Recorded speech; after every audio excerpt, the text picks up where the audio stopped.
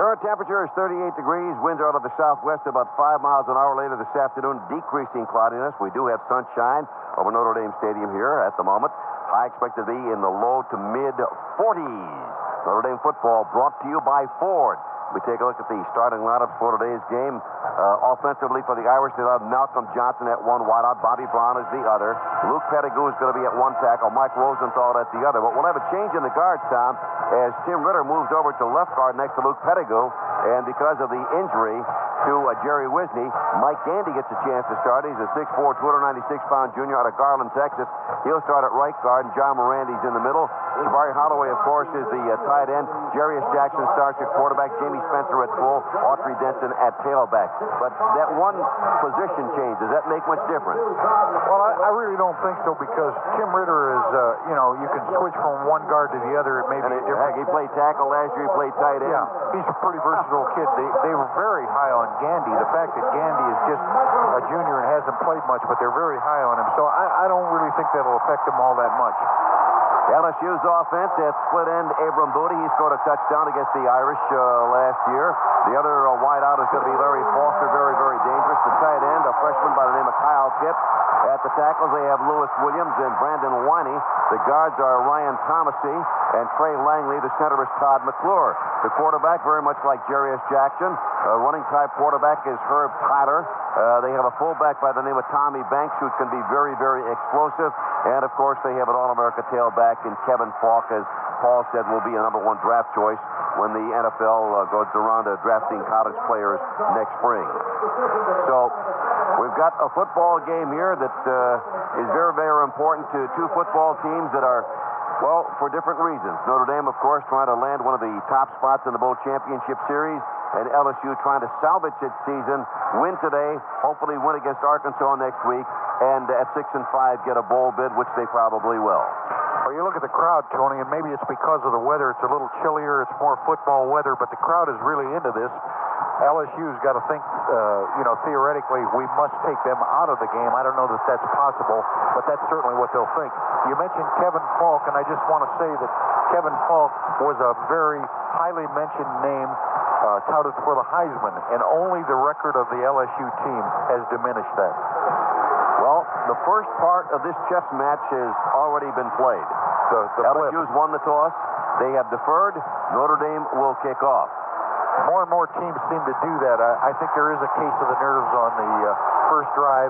By the same token, if you can conquer that, get the ball first, it gives you one more possession. And if your defense is good enough, you create a turnover, you get the jump start on the opposition, why, you're in pretty good stead. And let's face it, Notre Dame generally comes out with that first possession of the third quarter and goes downfield, and more often than not has gotten the score. And they have been, as we said, very good on third quarter. 81 points to only 3 for the opposition. Only 3 points scored against Notre Dame in the third quarter was Travis Dorsch's field goal by Purdue. That's uncanny. I never broke it down that way, but one of the things is that, and Bob Davie alluded to it many times, they don't have the big breakaway threat sparkling, although I think they do, and they can. They haven't, but they did do the other thing. They had sustained drives that took time up in the length of the field in that third quarter. They don't have the breakaway threat a la Ricky Waters, a la Reggie Brooks, okay? Ricky Ismail, so forth. And the Rocket. And as a consequence, this football team... Probably a little better. This football team has been relegated to get its scores by long drives. And that makes you a better football team. And you can do that without an injury, I'm sure without a penalty. And there's a blessing to that, too, in that if you don't fall behind and you do have the long drive, it's also time-consuming. Yes, absolutely. A reminder, at the end of today's game, we'll announce the Discover Card Payback Play of the game, sponsored by the Discover Card, the card that pays you back. So LSU will kick off. The Irish will receive. And it'll be Tony Driver, who is deep for Notre Dame. Over on the far side, it's David Gibbons. On the near, it is Tony Fisher, who will be one of the top running backs for the Irish in the next couple of years. And LSU will be kicking off from the 35. So that kick comes down, end over ender, whatever it is. Tony Driver will be looking up into the sun. at least in the early part of the game. The kicking portion, not that their special teams aren't good, but LSU has had difficulty with the kickoffs, the extra points, and field goals. I think Notre Dame's obviously got an edge there. Well, Driver has been averaging 22.3 per return. His longest return last week, his longest return of the season, was against the Naval Academy. And so he's the young man that's been entrusted in returning the kickoff. And several times during the course of this season, Tom, he has been one step away from breaking the big one. Yeah, and like all great backs, they have to make somebody miss, and invariably he'll make somebody miss or spin out of a tackle. The first guy usually doesn't get him. So LSU set to kick off. The Bayou Bengals. They are clad in the kind of buttercup yellow pants with the purple stripes, the white jersey, the purple numerals, and the yellow helmets with white and purple stripes. Danny Boyd, a junior out of Bradenton, Florida, has it teed up at the 35-yard line on the hash mark near side. Down at the other end, standing at the free, Tony Driver for the Irish and the hash mark at the 3-yard line. And a very big game for Notre Dame and LSU is underway. End over ender coming down. Driver says they want it, he'll take it. Brings it back to the 5, at the hash mark 10, to the 20, at the 25, and up to about the 26-yard line, where he is upended by Rayon Hill, a senior out of New Orleans, and it's going to be first down and 10 at the 26-yard line for Notre Dame. LSU does a little something differently, I think, on defense than most teams. They have a rush linebacker like most teams, but they usually will take a stack in the inside. By the inside linebackers, they'll stack to the tight end side, a little bit like Navy did. Bobby Brown out to the left and wide to the right. You've got Malcolm Johnson. Got a wingman on the left side. He comes in motion. That's Jabari Holloway. And the handoff to Denson off the left side. And Denson cracks past the 30 up to about the 32-yard line before he's upended by Johnny Mitchell, 6'5", 293-pound junior from Marrero. Johnny Mitchell, Anthony Booger McFarland, and Jarvis Green, the 3 down linemen. The linebackers are Jamal Hill, Joe Wesley, Charles Smith, and Arnold Miller. The corners, Fred Booker, Robert Davis, Clarence LeBlanc, and Mark Roman are the experienced safeties. Gain of about almost 7. Second down, a little more than 3 to go for a first down. Wingman on the left side once again, and now the whistle blows. The officials, by the way, are from the Southeastern Conference, and our referee today is Doyle Jackson. We have an equipment violation. Timeout. Notre Dame. Boy, that's costly.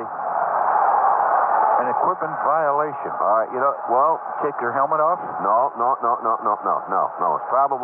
It's probably uniform. Wide receivers, or maybe it's Jarius Jackson, I don't know. But oftentimes wide receivers don't have the pants rolled all the way down. Malcolm Johnson, I think it was Malcolm Johnson.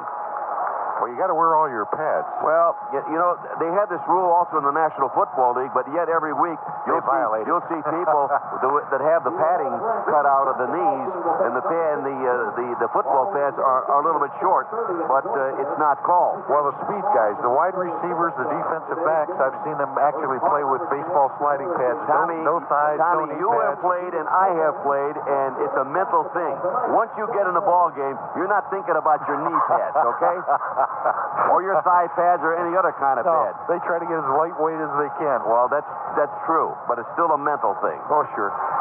He took, you mentioned Anthony McFarland, their nose guard, and sometimes they'll play an even defense. They'll slide him off of the nose, but they like best to keep him on the center because he's 6'1", 290 pounds, and really a good one. Will absolutely cause you to spend 2 people to block him. Jarius Jackson has completed 55% of his passes, 464 yards, 11 touchdowns, 5 interceptions. His longest, 68 to Malcolm Johnson against Boston College this year. And now the Irish make some substitutions as Tony Fisher comes out, and so does David Gibbons. But they're setting up offensively a little bit different on the first couple of plays by putting Jabari Holloway in the backfield. Now he is going back to tight end, and they show slot left. Now here's Jabari Holloway coming out flex wide out to the right. So it essentially becomes a wide receiver. Hand off to the fullback, Spencer, and Spencer's not going anywhere.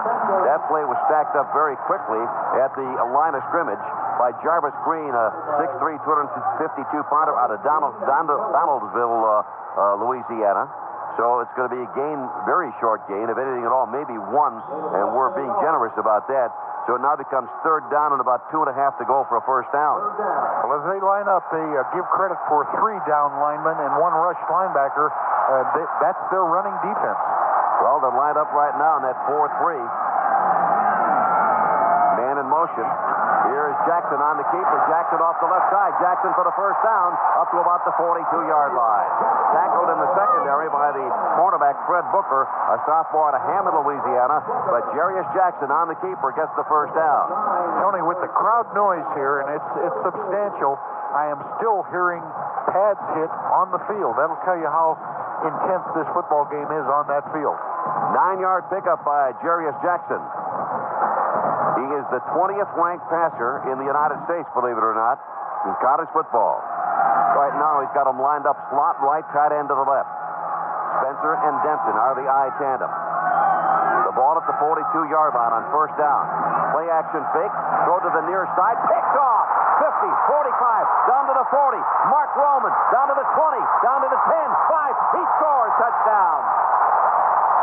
About a 55-yard return from Mark Roman. Well, LSU had a breakthrough right over the center. The center guard gap was broken through by a linebacker that put some heat on Jarius Jackson. He threw to the flat, always a danger if you have a roll-up defense. Well, there's a linebacker there, or rather a cornerback, just standing there waiting for the ball to be thrown. Mark Roman timed it perfectly. Pass was intended for Malcolm Johnson. 53-yard return for a touchdown. And LSU draws first blood. Snap, spot, kick up. And it is good. That's going to make it 7-0 LSU Tigers. In the opening moments, 13:04 showing on the clock.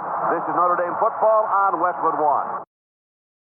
And as I look at the clock, I look at the first series, I see, and I hope I don't see the rest of it, Michigan State. Remember, first series, Notre Dame gets the ball, goes back to punt, breakthrough, punt block, touchdown Michigan State. The route is on.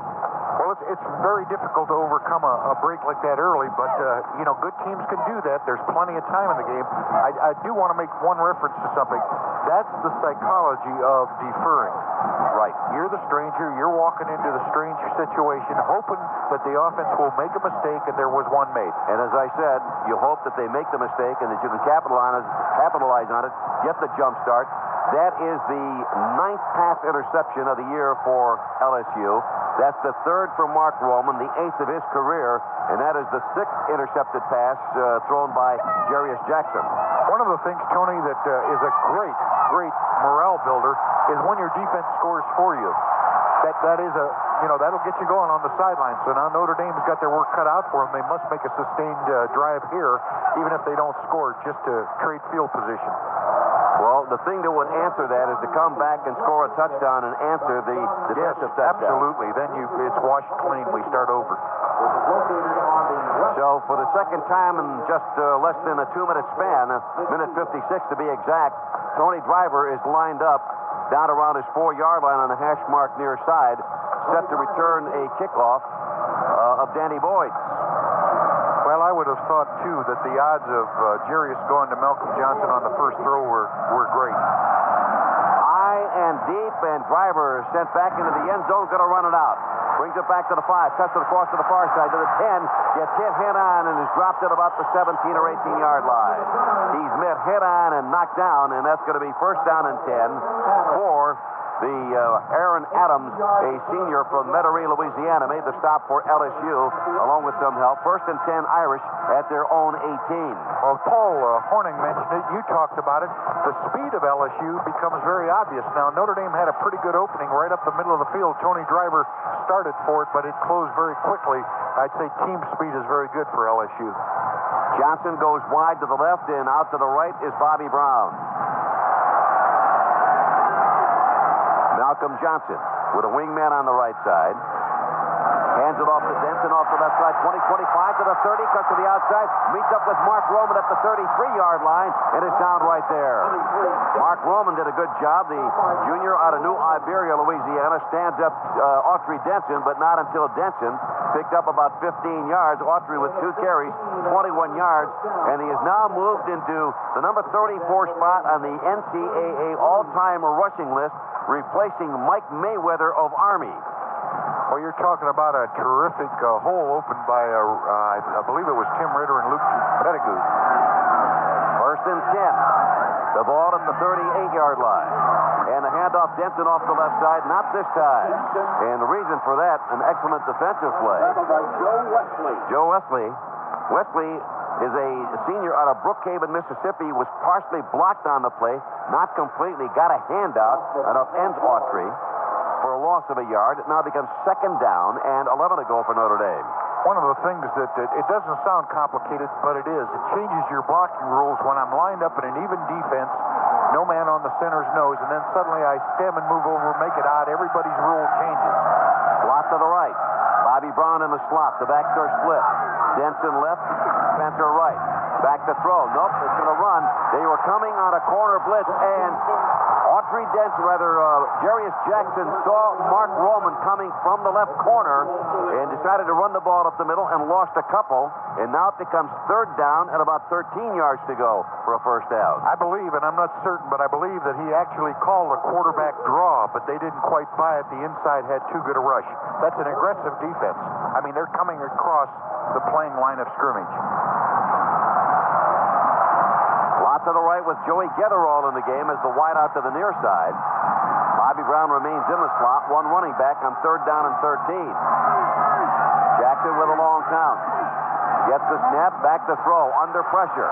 Steps up, rifles the pass. Brown open, got it! 30, down to the 25-yard line.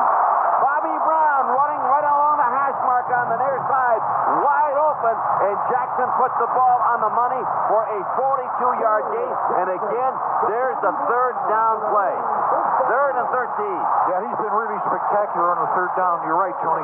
Now, they had a double receiver set up to the wide side of the field to the right. And what they did was they were running against a zone. They just stayed in their seams. Well, that means the further down the field you go, you've got to react. And that ball gets there fairly quick. Bobby Brown just stayed at home, caught the ball. First and 10 Irish at the LSU 25-yard line. Out of the eye. It goes to Denson and Autry off the right side. Not much running room. Got a couple of yards down to about the 23. Make it second down and 8. Joe Wesley, that outside linebacker, doing a great job. I tell you what, you've called his name several times already, along with Mark Roman, the strong safety, or rather the free safety that comes up to support. Those guys are in on just about every tackle thus far. Roman played well against the Irish a year ago. Gain of almost 3. It's about second down. Maybe 7 to go for a first down. Wingman on the left side. Actually a double wing with a fullback offset. Here's Jackson on the keeper, flips it out. Down the sideline, Gibbon 10, Gibbon 5, Gibbon touchdown! David Gibbon, the freshman out of Humboldt, Texas, lined up in the backfield, gets his first touchdown at Notre Dame. 82 yards, 5 plays, and the Irish are within 1. Tony, one of the things Notre Dame did is they went to an unbalanced line to the left in the wide side of the field. LSU slid over trying to compensate, and they come back and run the option where you don't have to block one man and you finesse the other to the short side. That gave him room to run, and as you say, 82 yards, 5 plays, and a score. Jimmy Sanchez will try to tie it up. Hunter Smith, the holder. 9:53 on the clock. Snap, spot, kick is up. Rack it up. Game tied at 7. Tony Roberts, Tom Pagna, and Paul Warning. And Bobby Brown, the young man who was, well, the forgotten man this year, led the team in receptions a year ago, comes up with a big play in that drive, 48 yards, Jackson to Brown. Then David Gibbons, a wide receiver, scores his first touchdown as a member of the Notre Dame team, rushing 23 yards, taking the pitch from Jarius Jackson down the right sideline, untouched for the score. Well, you're right about it, Tony. Bobby Brown, that was the key play. That's a third down. They're going to turn the ball over if he doesn't get anything out of it. And they had a long ways to go, third and long. We're going to pause for station identification. This is Westwood One, the nation's leader in play-by-play radio sports. Ohio State leads Michigan 21-10 third quarter. After 1, the Devils and Panthers are scoreless. Weekdays, the time is in the morning, 5:30 until 10 on WFAN New York. Kevin Falk will be one of the two deep men for the LSU Tigers. And, Tom, they came right back and answered the LSU touchdown. They certainly did that, and as I mentioned, they ran from away from the unbalanced line left, and so that means that the split end, Gibbs, who normally speaking isn't a ball carrier, came a little bit, a half a step in motion, and was the extra guy to come back to the short Well, David's side. a freshman out of Humboldt, Texas, but he's had a chance to run a couple of flanker reverses. Yes. And they have not been big gainers, but that time he certainly got the job done. And he and Jerry have certainly worked the pitch to perfection. He's got great speed. He really does, in good hands. Rondell Mealy, the junior on the near side, and of course the senior Kevin Falk over on the far for LSU.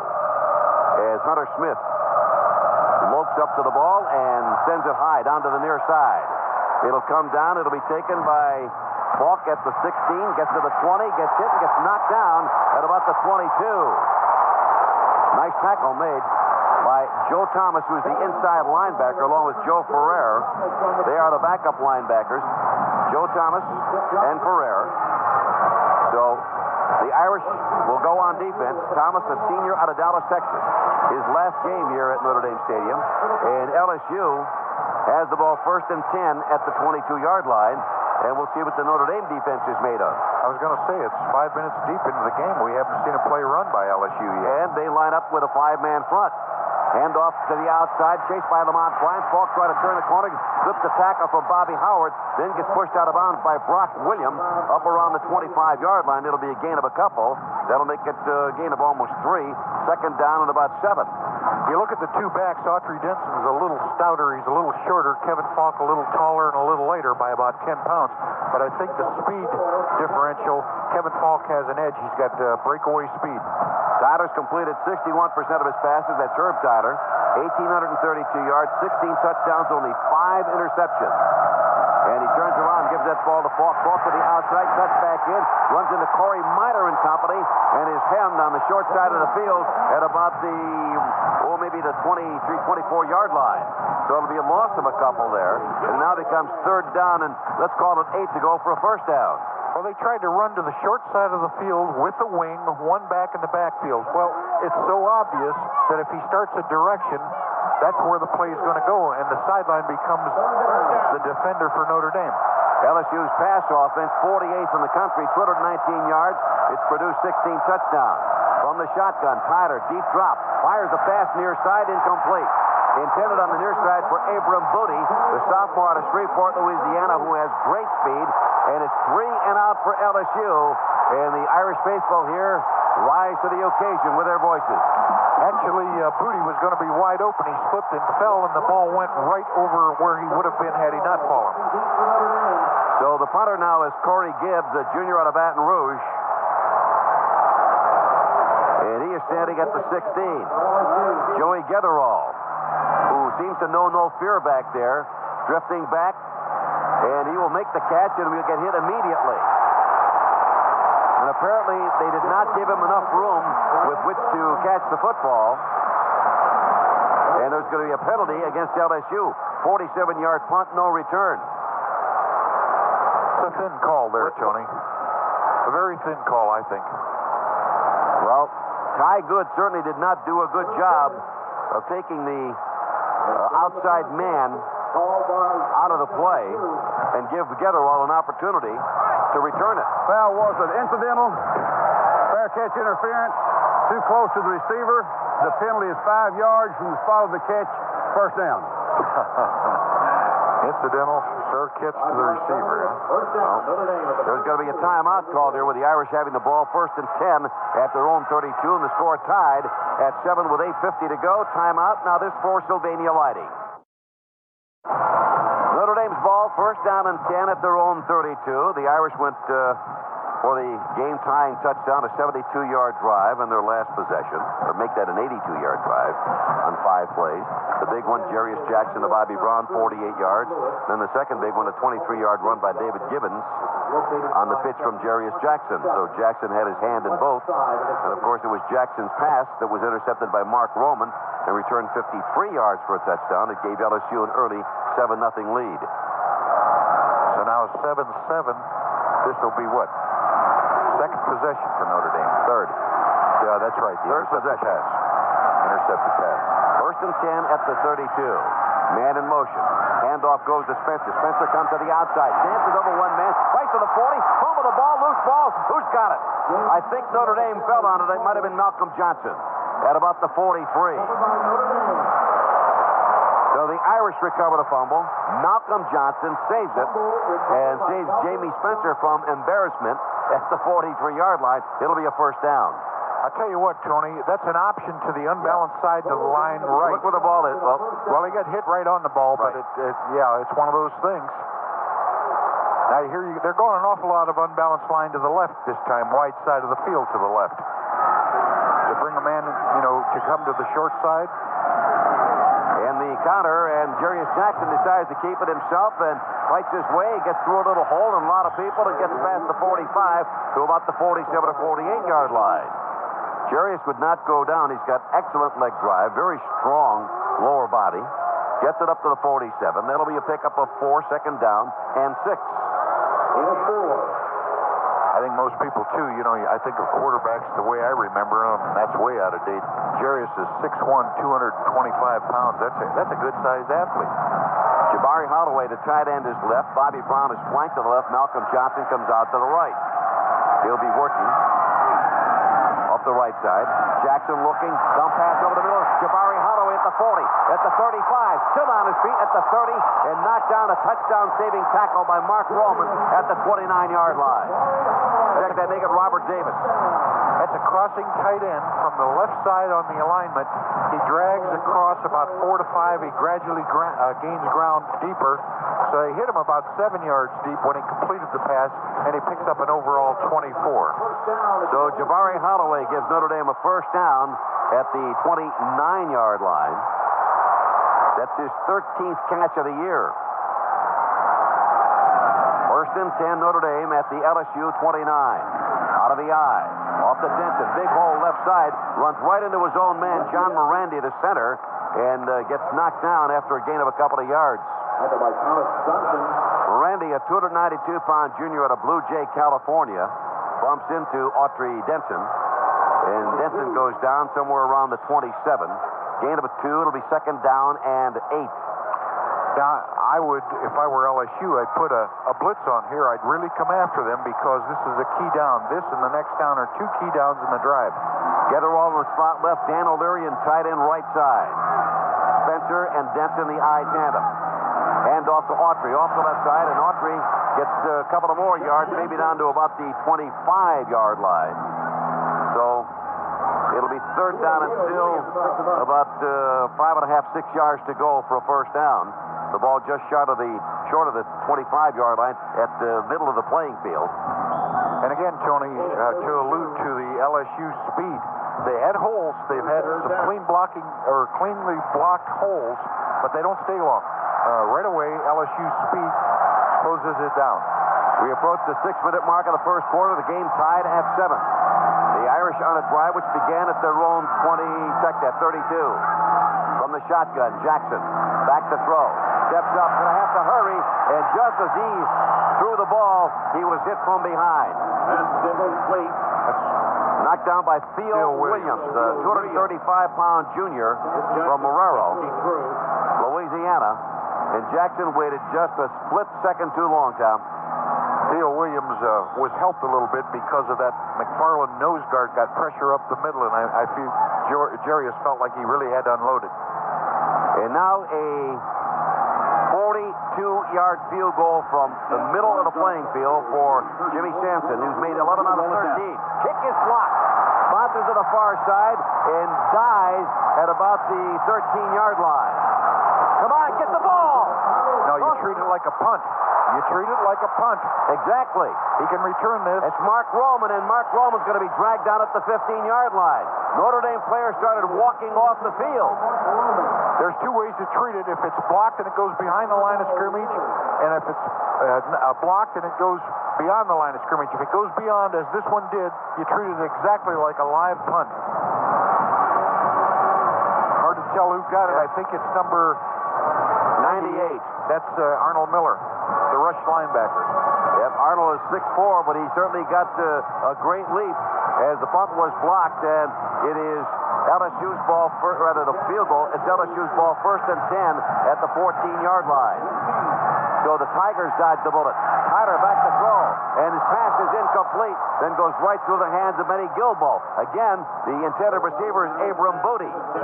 That's a little waggle action. It gave him time because you're faking, you're pulling guards, actually pulling the guards with him, but the flow of the backs go away from him. He bootlegs to the right, and he bought a lot of time. Actually, should have had the completion there because he had plenty of time to throw it. Herb Tyler in the huddle looking at his wristband. Apparently they have that kind of a system to call from the sideline. 2nd down and 10 at the 14-yard line. Slot to the right, flanker to the left. The Irish will rush 5. And the handoff goes to Falk, and Falk off the right side, 20 up to about the 25-yard line. Almost enough for a first down. Certainly has picked up about 9 yards on the play. That's a good play for them. It's just a draw, but Falk's got the explosive speed. You got him spread all over, a tight end flanker left, a slot, 2 wide receivers on both sides, so everybody's thinking pass, bang, he explodes up the middle. He averages 6.1 a carry, scored 10 touchdowns, his longest run 81 yards. He's LSU's all-time leading rusher with over 4,355 yards, and it is a first down. He's just picked up a first down. He is 11th in the nation, averaging 120 yards a game. And that's the Tigers' first down of the first quarter. 5:16 left to play. 1st and 10, LSU at their own 25. Booty comes out to the near side. He's joined by Larry Foster in the slot. Back to throw. Got the time, fired the pass. The tight end, Kyle Gibbs, has it, and he is down almost immediately in his tracks up around the 33-yard line, but he's picked up about 8 yards on the play. Well, that time, Tony, they had the tight end and 2 wide receivers outside of him to the left side, the wide side of the field, so that's 3 receivers to one side. That's their thought, I think, in attacking the nickel or the dime defense, because if you have more receivers than you do defenders in an area, then it forces you to play man-to-man and not zone. Booty and Foster out to the far side. Gain on the play was 9. Now Tommy Banks, the fullback, becomes a wingman on the left side, which leaves Falk as the lone running back. Gets the call, comes to the outside, finds a little opening, but, well, I believe it was enough. Bobby Howard made the tackle on the play, but looked like Falk got past the 35, and that's enough for a first down. First and 10 for LSU at the 35-yard line. Notre Dame defense very quick, too, and they have improved tremendously. And if you had to pick the strength of that defensive unit, you'd have to look at Corey Minor and Grant Irons and Jimmy Friday and Bobby Howard, the linebacking core. Very, very stout. Bobby Howard, the leading tackler coming into this game with 92. Had a career best 17 against Boston College a couple of weeks ago. First and 10, LSU at the 35. Handoff to Foster on the flanker reverse, and Foster upfield breaks a couple of tackles and then gets up to about the 39-yard line. That'll be a gain of 4. That'll make it 2nd down and about 6. And Benny Gilbo comes limping off the field. That time LSU had a wide receiver right that came in long motion, became the running back that carried the ball, actually. The remaining back in the backfield was Kevin Falk. He moved over from his normal middle position to a left half position to lead the play. Benny Gilbo now replaced by Tony Driver. Here's that 3 receiver set again. Rolling out to the right side, looking to throw on the run. Got his man over in the far corner. Brock Williams makes the tackle on Abram Booty. And Booty up around the 45-yard line, maybe short of a first down by about a yard. So that'll make it 3rd down and 1 to go for a first down for LSU. I pointed that out before when I said 3 receivers. It's the tight end and then 2 flankers, both to the same side outside of the tight end. And what that does is flood a zone. And the only way to stop that is to go man-to-man on it. Notre Dame hasn't done that yet. Here it is again to this side, left wide side. Booty and Foster hand off to Falk. Falk to the outside. Bobby Howard's got him, but not until he gets the first down up around the 47-yard line. Well, you know, he had great momentum there because Bobby Howard usually stops you right smack in your tracks. Again, As a running back, Kevin Falk is not that big, 5'10", 192 pounds, but he has great momentum. So another first down. Reggie Robinson comes into the game as a split end for the LSU Tigers. He'll be wide to the right. Booty and Foster out to the near side. Foster in the slot. One back, straight drop. Tyler looks near side, throws the pass. Kyle Gibbs has it, tackled by Corey Minor on a diving stop at the Notre Dame 45-yard line. And right now, Tyler is picking the Notre Dame defense apart, just kind of slicing and dicing, Tom. 6, 8, 9 yards here and there. Kyle Gibbs is a big target at 6'5", 260 pounds. He's the inside guy of those three receivers. While the outside two keep you occupied, he just finds a little seam, 8, 9 yards, as you say, at a chunk. He is a redshirt freshman. He replaces Joe DiMaggio. I remember the name. Yeah. There it is again to the right side. You got two wideouts to the right. And Tyler on the handoff left side to Falk, and Falk finds a little running room. Darts down to about the 42-yard line. And he's got another first down. So a good drive by the LSU Tigers, who began this at their own 14 and now have reached the Notre Dame 41-yard line. Well, they've shown a good mix, really, on this drive. As long as they have needed the little chunk, if they can get a running chunk with Kevin Falk on a first down, that's a bonus. If they can't, and they have to pick up 5 or more, then they go to that tight end. They've done that 3 times in this drive. This is now the 10th play in this drive. Tommy Banks becomes a wingman on the left, slot to the right. Play action fake. Tyler rolling out to the right. Looks, may run 40, down to the 35, and is hit and dropped at about the 32-yard line. Picks up about 8 yards on the play. Well, Herb Tyler is a halfback once he gets out in the open, and that looked to me like... and everybody bought the fake on that particular play. Yeah, absolutely. Low left. He's rolling out like it's going to be a pass, but decides to keep it. Picked up 9. It'll be second down and 1. A very impressive drive by LSU. A minute 13 left to play in the first quarter. The game tied at 7, with LSU moving toward the go-ahead score. Okay, here's the 2 wideouts and the tight end to the left again, to the wide side of the field left. Slot to the left side. Hand off to Falk. Falk off the left side into the secondary and down inside the 25, down to the 23, but they're going to say the play was dead. There was a fumble on the play, but it'll be dead at the 24-yard line, and LSU has another first down. You can see the strategy, can't you? If they move a linebacker to the tight end and double flanker side, if they move somebody out there to help out a little bit on the pass defense of it, then that means you're man-on-man and run Kevin Falk right behind the blocking line. That's the whole concept. Now right into the right this time. And that's Jamal Pack rolling to the right to throw. Tyler looks, throws to the far side. He's got Booty wide open. Brock Williams slipped and fell. Booty makes the catch, his second of the game, and picks up about 7 or 8 yards. Well, that's been a really impressive drive. I don't know whether they'll cash in on it or not, Tony, but they have really utilized the pass and the run, and it's always the possession pass. Now, you can look there as Herb Tyler rolls to the wide side of the field and he spots Booty on the sideline. He could either run it or throw it, and he's going to make sure where that ball's going. Completion was good for 10. He was inside the 15 where they marked it at the 14, and it's first down for LSU. And that favored formation again to their left, wide side. Slot left, 1 running back. That's Kevin Falk. LSU putting the Irish to the test. Falk off the right side, down to the inside the 10, down to about the 6. Nice run, and they are opening up some kind of holes for him to run through, Tom. They certainly are. They're blocking straight up, nothing fancy, no cross blocks or anything, and they're picking their places. Maybe he's audibleizing it where there is no linebacker because the tight end and the flankers have demanded so much attention to the wide side of the field. 7 carries, 38 yards for Kevin Falk. We have played a quarter. It's tied at 7, but LSU knocking on the door. Now this for CBS TV. Second quarter about to get underway. The game tied at 7, but LSU has the ball, second down and a couple of yards to go at the Irish 6-yard line. Notre Dame football brought to you by Ford. Each team has 6 first downs. Notre Dame with 73 yards on the ground, 68 passing, 141 total. LSU with 50 rushing, 32 passing, 82 total. Jarius Jackson, 2 out of 4 passing, 1 intercepted. Herb Tyler, 4 out of 6, none. Neither team has lost the ball on the fumble.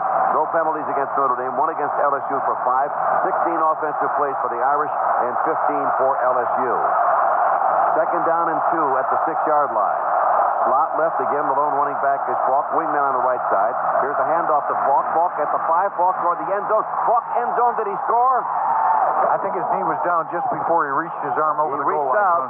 He did try to get it over there, but apparently his knee touched the ground somewhere inside the 1-yard line. It's at the half-yard line. First down and goal to go. That wing and tight end to the right, they had a little counter play.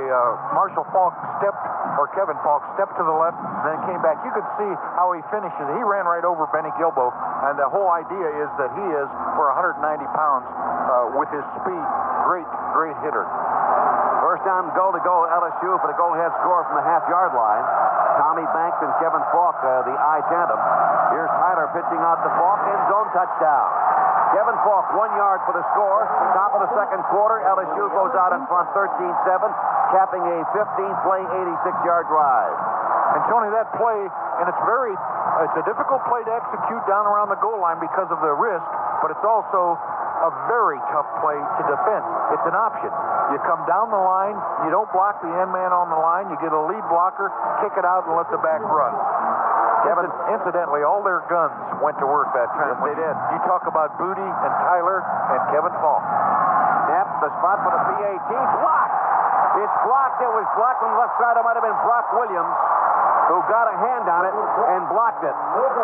So the score remains 13-7. LSU. This is Notre Dame football on Westwood 1. 13-7 on the blocked PAT attempt.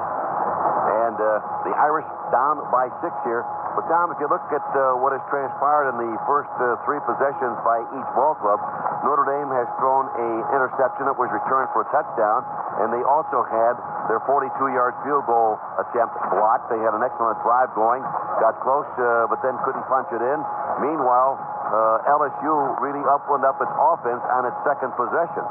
Well, they look like a far different team on that possession than the first. When you drive the field 80-some yards and you don't make a penalty and you mix the pass and the run and everything is positive, that's a real good stand. That looked like a very polished football team to me. Well, we know that they have a high-powered offense, and now the question is, can the Irish respond against the LSU defense? And one guy we did not talk about, and that was Lou Tepper, who the former coach at Illinois, University came of Illinois. in and did an excellent job. Yeah, it was Brock Williams who got a piece of it, and it was Lou Tepper who came in and really stifled Notre Dame in the Independence Bowl because he'd just been hired by Jerry DiNardo. Yeah, and he's under a little pressure now because they're having a tough defensive year, but that isn't always... people are so anxious to blame somebody, to point a finger. That's the old the old Italian trick. Blame somebody. And it's not fair because Lou Tepper's a very fine football coach. Tony, something that really strikes me here, you know, the ability of a team to come back after scoring, and Notre Dame's shown that over and over. But that was such a nice drive, and I want to comment on something after this kickoff that'll show up. Here's the high kick coming down. It's going to drive Tony Driver into the end zone, and he is not going to run it out. So the Irish will bring the ball out to the 20-yard line. And that's a good choice. If you're 5 yards deep, you got to run 25 yards before you gain a yard. It's going to come out to the 20. Why not? What I was going to say is there's a time in the fall, and this is the time, just about the 7th, 8th, 9th week. You can watch your team in practice. You can see their breath, actually, because the air is colder than their breath. When they break the huddle in practice, they run up to the line of scrimmage, they get into formation, and they run. And it's so clockwork. It's so beautiful to watch. It's like watching a great racehorse hit its stride. But it only happens late in the season. And when a team gets that, they're tough to stop. I think Notre Dame is almost there. Right now, Joey Goodspeed has moved into at fullback for Notre Dame. Denson stays in at tail. Irish start from the 20. Autry Denson through the line, 25 at the 30, and stumbles and gets up to about the 34-yard line. And on a couple of occasions in the first half of this game, Tom, he has been a step away from a huge gainer. Yeah, and they're blocking man-on-man up front. There isn't anything ticklish about that at all. And you're talking Joey Goodspeed blocking the linebacker and Autry Denson running with the read. Great ability to read. They're matched. They're a match set between Kevin Falk and Autry Denson. They're terrific running backs, both of them. Autry has just moved into 33rd on the all-time list, past Brian Hanspard of Texas Tech in rushing yards. And we have time called here. with a timeout. Timeout called by Notre Dame. They have expended now 2 of their 3 timeouts in the first half. The ball right now at the 34-yard line of Notre Dame. It is first down and 10 for the Irish, who trailed in this game by a score of 13-7. With 14:04 left to go in the first half. And Notre Dame scored a touchdown after the interception by Roman, 53-yard return. And then LSU came right back after blocking a Notre Dame 42-yard field goal attempt and scored one of their own to go out in front. Autry with 7 carries and a total of 42 yards. He may, on this first down, go for it all. That's kind of the temperament of Jarius. Rushing 5. Play action fake, and you called it, Tom. Here's Jackson looking for a little running room, and he's going to get back to the 35-yard line, and that's about it. Picks up maybe 1 yard on the play. Really, in theory, when you look at it, Malcolm Johnson's high up to the wide side of the field right. He goes down and he does what they call a skinny post. Everybody on the left side holds their defenders to a short game. That gives Malcolm the whole field to run to, and we know from having watched it, Jarius Jackson, I don't know how far he can throw the ball, just far enough. Second down and 9 at the 35-yard line. Irish show slot right, that is split end to the left, and the running back offset to the right. That's Joey Goodspeed. And Jackson with a deep drop, back to throw, dumps it over the middle. Jabari Holloway is a 40 to the 45, and he's up to the 49-yard line of the first down. Jabari Holloway with his second catch on a delay and gets the short dump pass over the middle from Jarius Jackson and takes it to the 49. That time it was Notre Dame's turn with a tight end and a double flanker to the right side. Jabari Holloway stayed in to protect slow block, let the flankers drive everybody off, and then come off into the open seam. He's a load to bring down. He certainly is. Aaron Adams was the guy that made the tackle. 3 out of 5, 82 yards for Jarius Jackson. As the Irish are 1 yard short of midfield right now on first and 10 at their own 49. Out of the eye, fake. Here is Jackson pitching out. Denson's got it at the 50. Denson out of bounds at about the 45-yard line. Autry Denson knocked out of bounds at the 45. Robert Davis, the redshirt freshman out of Shreveport, makes the stop on the play, but it'll be a gain of 6. That'll leave it at second down and 4. Well, there's a penalty. They're going to call personal foul. I think he thought, maybe rightfully so, that the tackle was made outside of the sideline. And if so, that's a very steep penalty. They'll tack on another 15 yards. Foul is a dead ball, personal foul, late hit out of bounds by the defense. The penalty will be 15 yards from the out of bounds spot, followed by first down. And obviously, these fellas are from the Southeastern Conference, as you can tell by the referee's draw. But 15. Yeah, there it was. He got shouldered out of bounds by Robert Davis after he was out of bounds. Davis hit him with the shoulder. I love the way they say 15. Jay Johnson, who's been injured, hasn't played the last couple of games. In the game now is a wide receiver to the right. Fisher's in the backfield. Here's the fake. Here's Jackson on the carry. Jackson up, and he gets smacked inside the 30 down to about the 28-yard line. And again, it's Aaron Adams who makes the hit on the play for LSU. Well, it's an unbalanced line to the right. They step to the right like it's going to go that way, then reverse pivot, counter option to the short side. Jarius and a man to pitch through. That's all they had. Well, they only got a yard on it, and that'll make it second down and 9 at the 29-yard line of LSU. 13-7 our score. Tigers out in front. 12-18 to go in the first half. I wouldn't be a bit surprised if we saw some bootleg action to the right here because of the wide side and the down and distance. Slot to the right. Hand off to Denson. Denson can't go inside and is not going anywhere. There just wasn't any opening at all for Denson. And Mark Roman came up from the safety spot to put the finishing touches on the play. So there's little gain, if any. It's going to be third down and 9 for Notre Dame. And here's where Jarius has been at his best. Yeah, he's quarterback drawed. He has bootlegged. He's hit the fourth receiver out of flaring out of the backfield, which they're set up to do here because they got 3 wide receivers right. Johnson to the right, Bobby Brown and Getherall. Out to the left, Rakai Nelson. And Jackson back to throw.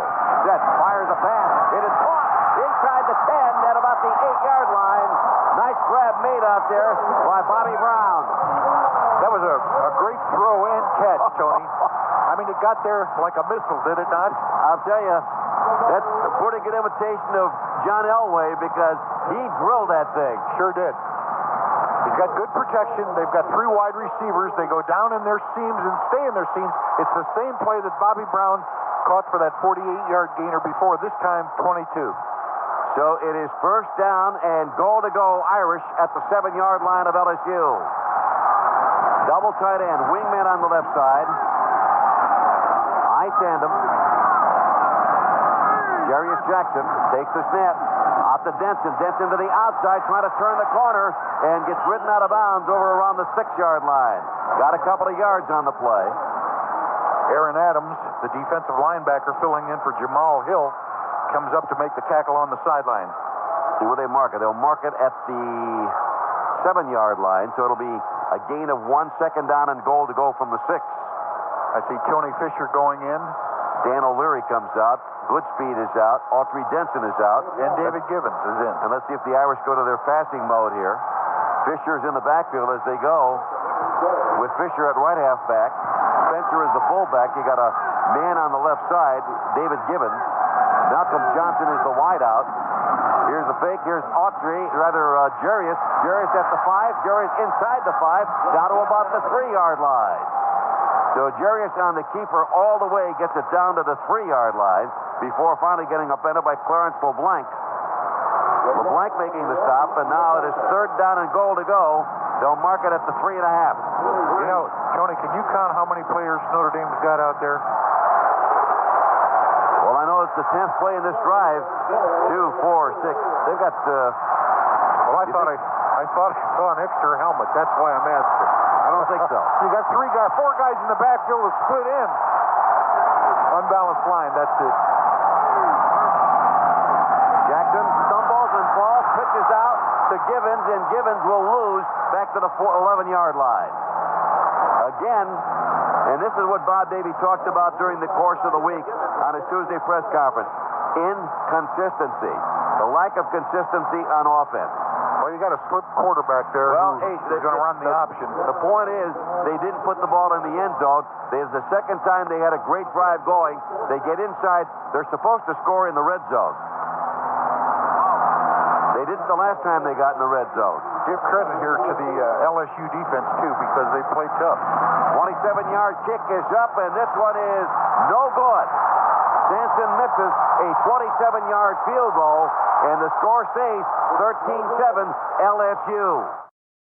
Defensively for Notre Dame, Lamont Bryant, Lance LeGree, Brad Williams, the 3 down linemen, Grant Irons, Jimmy Friday, Bobby Howard, and Corey Minor are the linebackers. The corners are Deveron Harper and Brock Williams. Right now it's Tony Driver at strong safety and Johnny Sanders at the free safety spot. And the Irish really have to put a stop here on LSU, Tom, because Notre Dame has had 1 field goal block. They've had another field goal attempt missed. They've thrown an interception that was returned for a touchdown, and yet they trail only 13-7. I said going in, Tony, that I thought this might be the first or second toughest opponent that Notre Dame would play all year. I know that the record for LSU hasn't shown that, but the competition that they played certainly has. And you're right. If Notre Dame is going to take their stand in this game, then they've got to stop them on this drive. There's plenty of time, incidentally, with a score of 13-7 favor LSU. 9:29 left on the clock for the second quarter. So the Bayou Bengals have the ball, 1st and 10 at their own 20-yard line. Last time they had it, they went 86 yards in 14 plays for the go-ahead score. Booty and Foster out to the right, wingman on the left, hand off to Falk. Falk off the right side, gets a block from Tommy Banks, comes upfield, puffs up the football. Lamont Bryant 10, Lamont Bryant 5, Lamont Bryant scored a touchdown. Lamont Bryant picks up the loose ball and runs it in for the tying score. Well, it was Kevin Falk on what I call a counter player. He steps up to the left and then goes to his right off tackle. Both of the guards pull and wheel.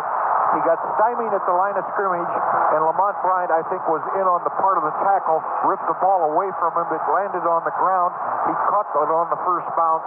And, Tony, it looks like a mirror game. Everything that's happened to one has happened to the other. An easy score for Notre Dame, and a good one. And Jimmy Sampson now will try for the go-ahead point after touchdown. Snap, spot, kick is up, and it is good. And the Irish lead by a score of 14-13. Well, you said it a week ago, Tony. You made a remark about Lamont Bryant playing some of the best football he's played, and partially because I am sure they moved him back to a familiar position. Well, my guess is, Tom, that Lamont Bryant will come back again next year. Here's the play. We're watching it on replay. Bobby Brown takes on a lead blocker. Takes on Tommy Banks, the fullback. And then the hit. Bryant gets part of the hit. And really, Lamont Bryant ripped the ball away. Yeah, Picked it up at about the 12-yard line and ran it in for a score. Well, Kevin Falk has been a hero and a goat so far. Hey, each defensive team is making a play for a touchdown. And a reminder that each week during the season, Westwood One will contribute $2,000 to the Notre Dame General Scholarship Fund in the name of a deserving student. And this week, it's David Sanchez, a freshman from San Antonio, Texas, plans to major in electrical engineering. They're going to credit him with a 15-yard return. Apparently, LSU suspects an onside kick here. You can see their hands team is on the field. You've got 9 people within 10 yards until they see the break of the formation of Notre Dame. Now they're going back into regular kick formation, receiving rather. And Thomas, just 10 seconds ago, Notre Dame missed a 27-yard field goal. 10 playing seconds ago. Run up and the boot. Coming on down, and Kevin Falk says to want it, takes it at the 12. Gets back to the 20, to the 25. Gets to the 30, 35. He's at the 40. Got Hunter Smith to beat. He's in a race down the sideline at the 30, the 20, the 10, the 5, all the way. Touchdown LSU. Boy, he is a great back, Tony. There's no getting away from it. You got to give the devil his due. He had a little seam. He started it up the middle. It all starts with a short kick and a high kick, which gives you a chance to time it up. He goes 88 yards, catching it on the 12-yard line, starts it up the middle, breaks it to the left, sees daylight, has sprinter speed to go all the way. Kevin Falk has just put... At 9:29, Jimmy Sampson misses a field goal. At 9:19, Lamont Bryant runs it in for a touchdown and a fumble. And now at 9:02, 17 seconds later, LSU is back out in front. I'm thinking they're going to go for 2 here because they missed that extra point. They do, and they're going to have to call a timeout because there's all kinds of confusion out there. Well, they tipped their hand a little bit. Yeah, they showed a tandem, 3 flankers, back to back to back. Right. Well, we saw that Navy's done that. Right. We've seen that with the Naval Academy. This is a great job of following your blocks. I mean, just a spurt of speed. Well, here. again, Ty Good does not make the tackle. You got to sell out. Hey, you got to sell out. I should have dove. He's trying to make a hand tackle out there when he's got to throw his body in there. He had him in his grasp. That's a great piece of work by Kevin Falk. He is really, truly a great back. And he's got the speed to spend on it. There it is, right there.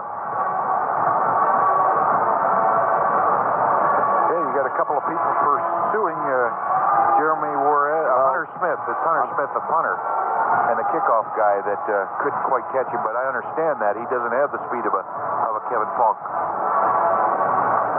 Ty Good had the best chance. Well, it is 19-14 LSU. And they came out, and obviously we're going to go for the 2-point conversion. Then had to call a timeout. As we look at our Courtyard by Marriott scoreboard, Ohio State laying it on Michigan 31-13 in the third. West Virginia beating Boston College 28-10 in the third. North Carolina 21-6 over Duke in the fourth. And SMU leading Navy 17-11 in the fourth. 3 wide receivers to the left, 1 running back offset. Here's Tyler on the keeper, end zone 2, touchdown. Rather 2-point conversion. Nice conceived play. Very nicely done. He's a fine athlete, and I can't get over the mirror image between he and Jarius Jackson. Herb Tyler for LSU, Jarius Jackson for Notre Dame. A run threat, but a strong throwing arm. The record for a kickoff return against Notre Dame, and I think you remember this, Tom Anthony Davis. Too well. 100 yards. Too many times and too well. But I'll tell you what, we said the caliber of competition that LSU has played, they've been in some big games. They've lost by some close scores. they are capable of making some big plays. And I knew this was going to be a great football game before they ever stepped onto the field. Down the road a piece, Tom. Purdue has grabbed a handle on the old Oakland bucket. They lead Indiana 28-7 at the half. And Michigan State out in front of Illinois 17-3. That's also Drew Brees, a cool Brees from Purdue, doing a great job in his sophomore year. You feature that. Joe Tiller's done a magnificent job. You know, if this keeps up, Tony Driver's liable to set a record for single game kickoff return. Listen, I was a rookie with the Cleveland Browns. I thought we were the world's greatest. We played an exhibition game. I'm on the suicide mission. We lost 48-0 to the Los Angeles Rams. I only had to return 6 kickoffs. Kickoff to the far side, and it goes. Brown takes it, rather, Driver takes it, cuts across the field, gets to the 10, gets it to 15, still on his feet, gets up to the 15-yard line, and there's penalty markers. One back at the 9. Here's another one thrown up at the 19-yard line. I don't know what he saw. But anyway, anybody who had a hanky unloaded. That's right. now they huddle up and they talk about it. Okay, we sort them out. Let's see which one we're going to call. Illegal block in the back. Right. And a clip. Wow. Take 2.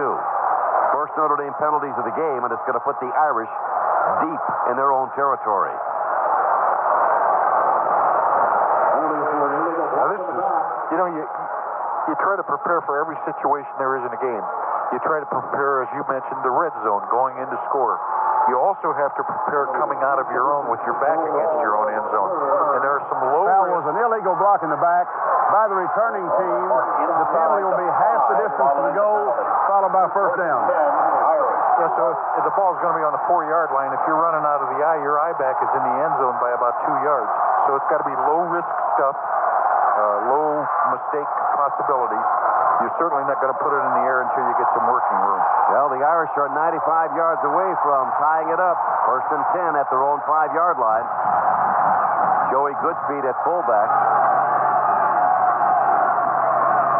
And the handoff to Autry Denson, and Denson comes off the right side, and moves the ball up to about the 9. That'll be a gain of 4. Make it second down and 6. If a team is aggressive, and LSU certainly is, and somebody on their defensive line penetrates and somebody else does not, that makes a natural opening, a bubble, distortion, if you will, in the line. And that's what Autry Denson has such a great talent to find. Well, he's moved up to number 32 in the all-time rushing list. NCAA, replacing Reggie Taylor of Cincinnati. Autry now has 53 yards in this game. Play action fake, rolling out to the right. Lofting pass far side, and Dan O'Leary falls down. Why would Dan O'Leary run out to about the 20-yard line or the 22-yard line and stop? Unless that's what it called for, Tony, I'm not sure I know. He's not going to outrun you, though, Dan O'Leary, as a tight end. Well, then he better get as many yards downfield as he can. Yeah, he did slip at the end of it, but I think it's necessarily a bad call, a bootleg, because they've moved the ball on the ground. Autry picks up 4 on the first down. Now they wasted down. You need about another 10, 15 yards before you can throw the ball. Jabari Holloway in at tight end now to the right side. And the Irish go with their double wing with a split end to the left. And Jackson back to the goal line. Over the middle, Holloway, 35 to the 40. His 3rd catch of the game, wide open. Finally knocked down by Robert Davis. That's just strictly a seam pass over the middle deep against a zone. LSU couldn't get to the rush. Well run. I mean, they stayed apart. They split you. And that's what you do against a zone. Good for 33 yards.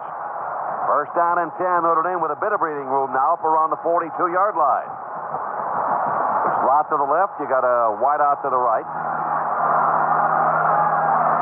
The I-tandem once again with Denson at tail. Option left. Here is Jackson on the keeper, and he's not going anywhere. He winds up in the arms of a lot of people there. See, that's an option. It's what I call a toss. There's nobody to fake an inside threat. So if there's no inside threat that has come at you defensively, then you just slide along the line of scrimmage and stay even with the ball carrier, which is what they did. Gain a couple, it'll be 2nd down and 8. But Notre Dame needs more than 2 on 1st down against this team, Tom. Yeah, they've been able to throw the ball with great success. Haven't run it that consistently. Nelson out to the right. Bobby Brown in the slot. 2nd and long. Jackson out to the right side. To Denson. Denson, they spring the play out. Autry's going to run out of bounds at about the 41-yard line. The whole key to it is, and there's a flag on the play, the whole key to it is somebody commits to the quarterback and forces the pitch early, then it's easy to string him out. Holding the call against Notre Dame. That's the 2nd penalty against the Irish. Remember the Notre Dame had a flood of holding calls against Boston College, against Boston College, and they really had some hot tension over that. 21-14 LSU. Here's the announcement. 6:55 left to go in the first half. And the Irish now back in their own territory. Tony, I'm going to... Foul was holding, but the offense, the penalty will be 10 yards from the spot of the foul, followed by 2nd down. The ball, I'm going to jump the gun a little bit here. Normally speaking, I think screen and draw certainly pass in this long situation. It's going to be 2nd and maybe 18. Notre Dame has had success throwing the ball. I know that. I'm LSU. I put all the heat I can put on them and go to man-to-man coverage, or I rush 3 and cover with 8. That's exactly what Jerry DiNardo's got to be thinking right now. Joey Goodspeed was the man who was caught holding. Looks to me like they're going to put a blitz on. He remains in the backfield. Lone running back. Jackson back to throw. Got the time, fires a pass, wide open. Bobby Brown. The ball goes right through his hands. At the 42-yard line. LSU zoned it. That should have been complete. Absolutely. It was the first 2 times he threw it. That time just slipped through his hands. And again, not making any excuses for him, but he is looking into the sun. So now it is 3rd down. At about 17, back at the Irish 35. They have not been able to break down the offensive line of Notre Dame from the standpoint of protecting. They have been perfect in their pass protection. Nobody's gotten near Jarius. He's got plenty of time to throw the ball. 3 wide receivers to the left, including Malcolm Johnson, who does not have a reception today. On 3rd and 17. Jackson back to throw. Johnson open over the middle. Get him the ball. Pass caught to the far side. Grab made by Rakai Nelson instead. Well, I can see why LSU has had trouble against the pass. They haven't got a clue when it comes to pass defense. I mean, if I were playing in the street with you, and I don't understand that because Jerry DiNardo is an excellent coach, he just let one go there for 27 yards. I mean, if you're zoning, then you have to give a full contingent of zone. It takes minimum 7 people to zone. If you have one less, there's too big a seam. 6 out of 10, 164 yards, and intercepted 1 time. Those are the Jarius Jackson numbers. Denson off the right side. Denson on his feet, inside the 35, down to about the 32-yard line. So a good surge by the offensive line, and Autry Denson follows. Gets at least 6. Make it second down around 4. But again, third down 17, and Jackson finds the man open. Well, you and I could find the man open against Well, that. I saw Malcolm before Jarius did. Of course, I've got a different vantage point. Hand off to Denson off the right side, and Autry. Maybe a yard and a half at the most. LSU has been stingy against the run. Autry's broken out for a 5-6 yard gain here and there, but they've been very tough. But you notice it's almost always been on first down. Yes. Okay? Yes. Autry's biggest gains have come on first down. Now, this becomes a big down. Yes. You know, this is why, and they don't have it in their repertoire, is the rollout. The just complete sprint out the quarterback on the run, pass or run. They don't do that. 5 out of 7 on third down. Irish backs are split. Getteroff flank to the right, comes out to the left to join Malcolm Johnson. Play action fake. Pass at good speed. Drops the ball.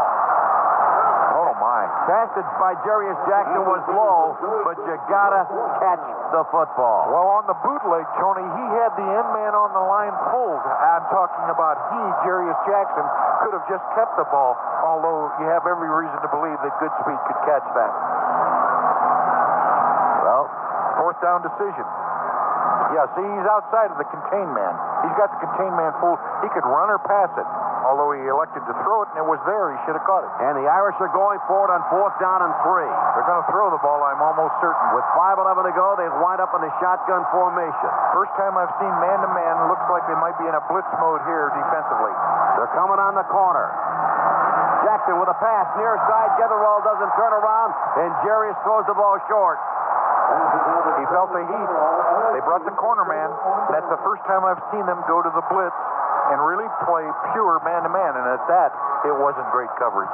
So LSU stops the Notre Dame drive once again, and a timeout has been called with 5:07 showing on the clock. LSU 21, Notre Dame 14. LSU actually pretty good field position when you think about it. Their own 32-yard line.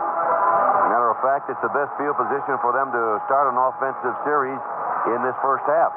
And it really, Notre Dame has to come downtown, and they got to stop LSU on this possession. We're going to pause for station identification. This is Westwood One, the nation's leader in play-by-play radio sports. Fourth quarter, Ohio State leads Michigan 31-16. In the third, the Devils and Panthers are tied at 3. Weekdays, the time is in the morning from 5:30 until 10 on WFAN, New York. Tony Roberts along with Tom Pagnon, Paul Horning. And the nail-biter here at Notre Dame Stadium in the first half, 21-14 LSU. Join us at the halftime, and Paul will be along to talk about what he has seen on the playing field. And that's considerable. 3 wide receivers right. Play action fake. Herb Tyler runs away. Looks, throws the ball on the run. Get it to Larry Foster. And Foster is tackled by Brock Williams at about the 36-yard line. It'll be a gain of maybe 4 yards, 2nd down and 6.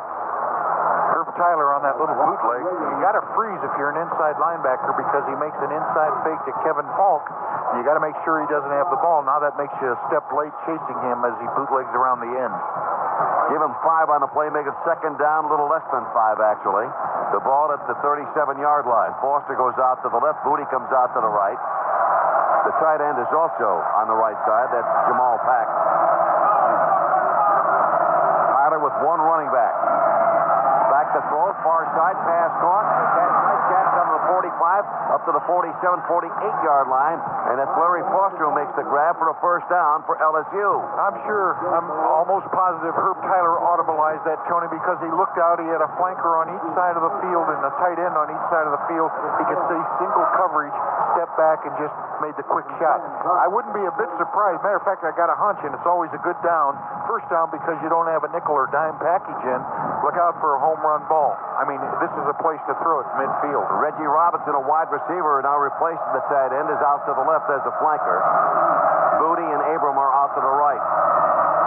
Here's a handoff to Falk, and Falk drives through and winds up in the arms of the linebacker, Bobby Howard, but takes him all the way down to the 45 of the Irish, and that'll be a pickup of almost 8. 2nd down and 2.5 to go for a 1st down. One of the things I've always loved about the running back in football, and the eye kind of takes it away from you, is if you could hit the hole when your offensive line is making a stalemate with the defense, that's a perfect time because you're not prepared to tackle defensively. 2nd down and 3 at the Notre Dame 45. Tyler on the handoff. Another opening. This time Jimmy Friday makes the stop, but not until Falk gets down to the 40-yard line, and another 1st down by LSU. And right now, the battle at the line of scrimmage is being won by the LSU offensive line. Yeah, and when you look at them, they're not a huge offensive line. They've got some size, near around 295, 300-pounders, but the thing they're doing is they're beating the defensive line off the ball, and Kevin Falk hits it when they make their block. Slot right with Booty and Foster. Back to throw, being chased from behind, and a sack for Corey Minor. Herb Tyler running around trying to find somebody open. Did not get the ball to Jamal Pack, his tight end. It was open on the left side. And Corey Minor, with great pursuit from the backside, comes up with a sack for Notre Dame. Well, they second-guessed themselves, the LSU did. They tried that little bootleg action. He got a little too cute with it. Brad Williams got upfield and actually cornered him to pull up. Now he's got 2nd pretty long. I'm talking about 2nd maybe 16, 15 yards. So they have not shown a screen or a reverse, but this is a screen, pass, and draw down. Minor with his 4th sack of the year in the 21st and a half of his career here at Notre Dame. Loss is 6. It'll be 2nd down and 16 with the ball back at the Irish 47. Timeout. Our score, 21-14 LSU. Now this for the University of Notre Dame. LSU returns to the huddle. They're at the Notre Dame 47-yard line. We've got 2 minutes and 19 seconds left to play in the first half. And now each team has 1 timeout remaining. Well, that's a crucial 2 minutes and 19 seconds for the Notre Dame defense. And, you know, they may have to risk it here. Go after him, try to get to him, get him a negative play. Because the one thing they don't want to do is go allow that offense to move down the field as they've shown they can and get either 3 or 6 on the board before halftime. Well, the Tigers certainly have shown they can move the football. Next Saturday on Westwood 1, it'll be Notre Dame in Southern California from the Los Angeles Memorial Coliseum. Airtime will be 7:30 p.m. Eastern Time. The Trojans today taking on UCLA. UCLA hoping to play in the national championship game. I talked to Pat Aiden a couple of weeks ago. He said, Pat, I said, you know, you always hear about teams playing and then, well, maybe they'll have a letdown the following week. I said, you know, you guys play, when you were in Southern California, you played UCLA, your traditional rival, every other year, the week before you played Notre Dame. And yet there was never any talk about Southern California having a letdown when they played Notre Dame after having played UCLA. Yeah, well, he said, if you can't get up for Notre Dame, you shouldn't play football. Yeah. I was going to say, you know, if you got any emotion in your blood at all. Flanker left, slot right. 1 running back, Kevin Falk. 2nd down, 16. Herb Tyler, the quarterback, waiting for the snap from Todd McClure. Gets it.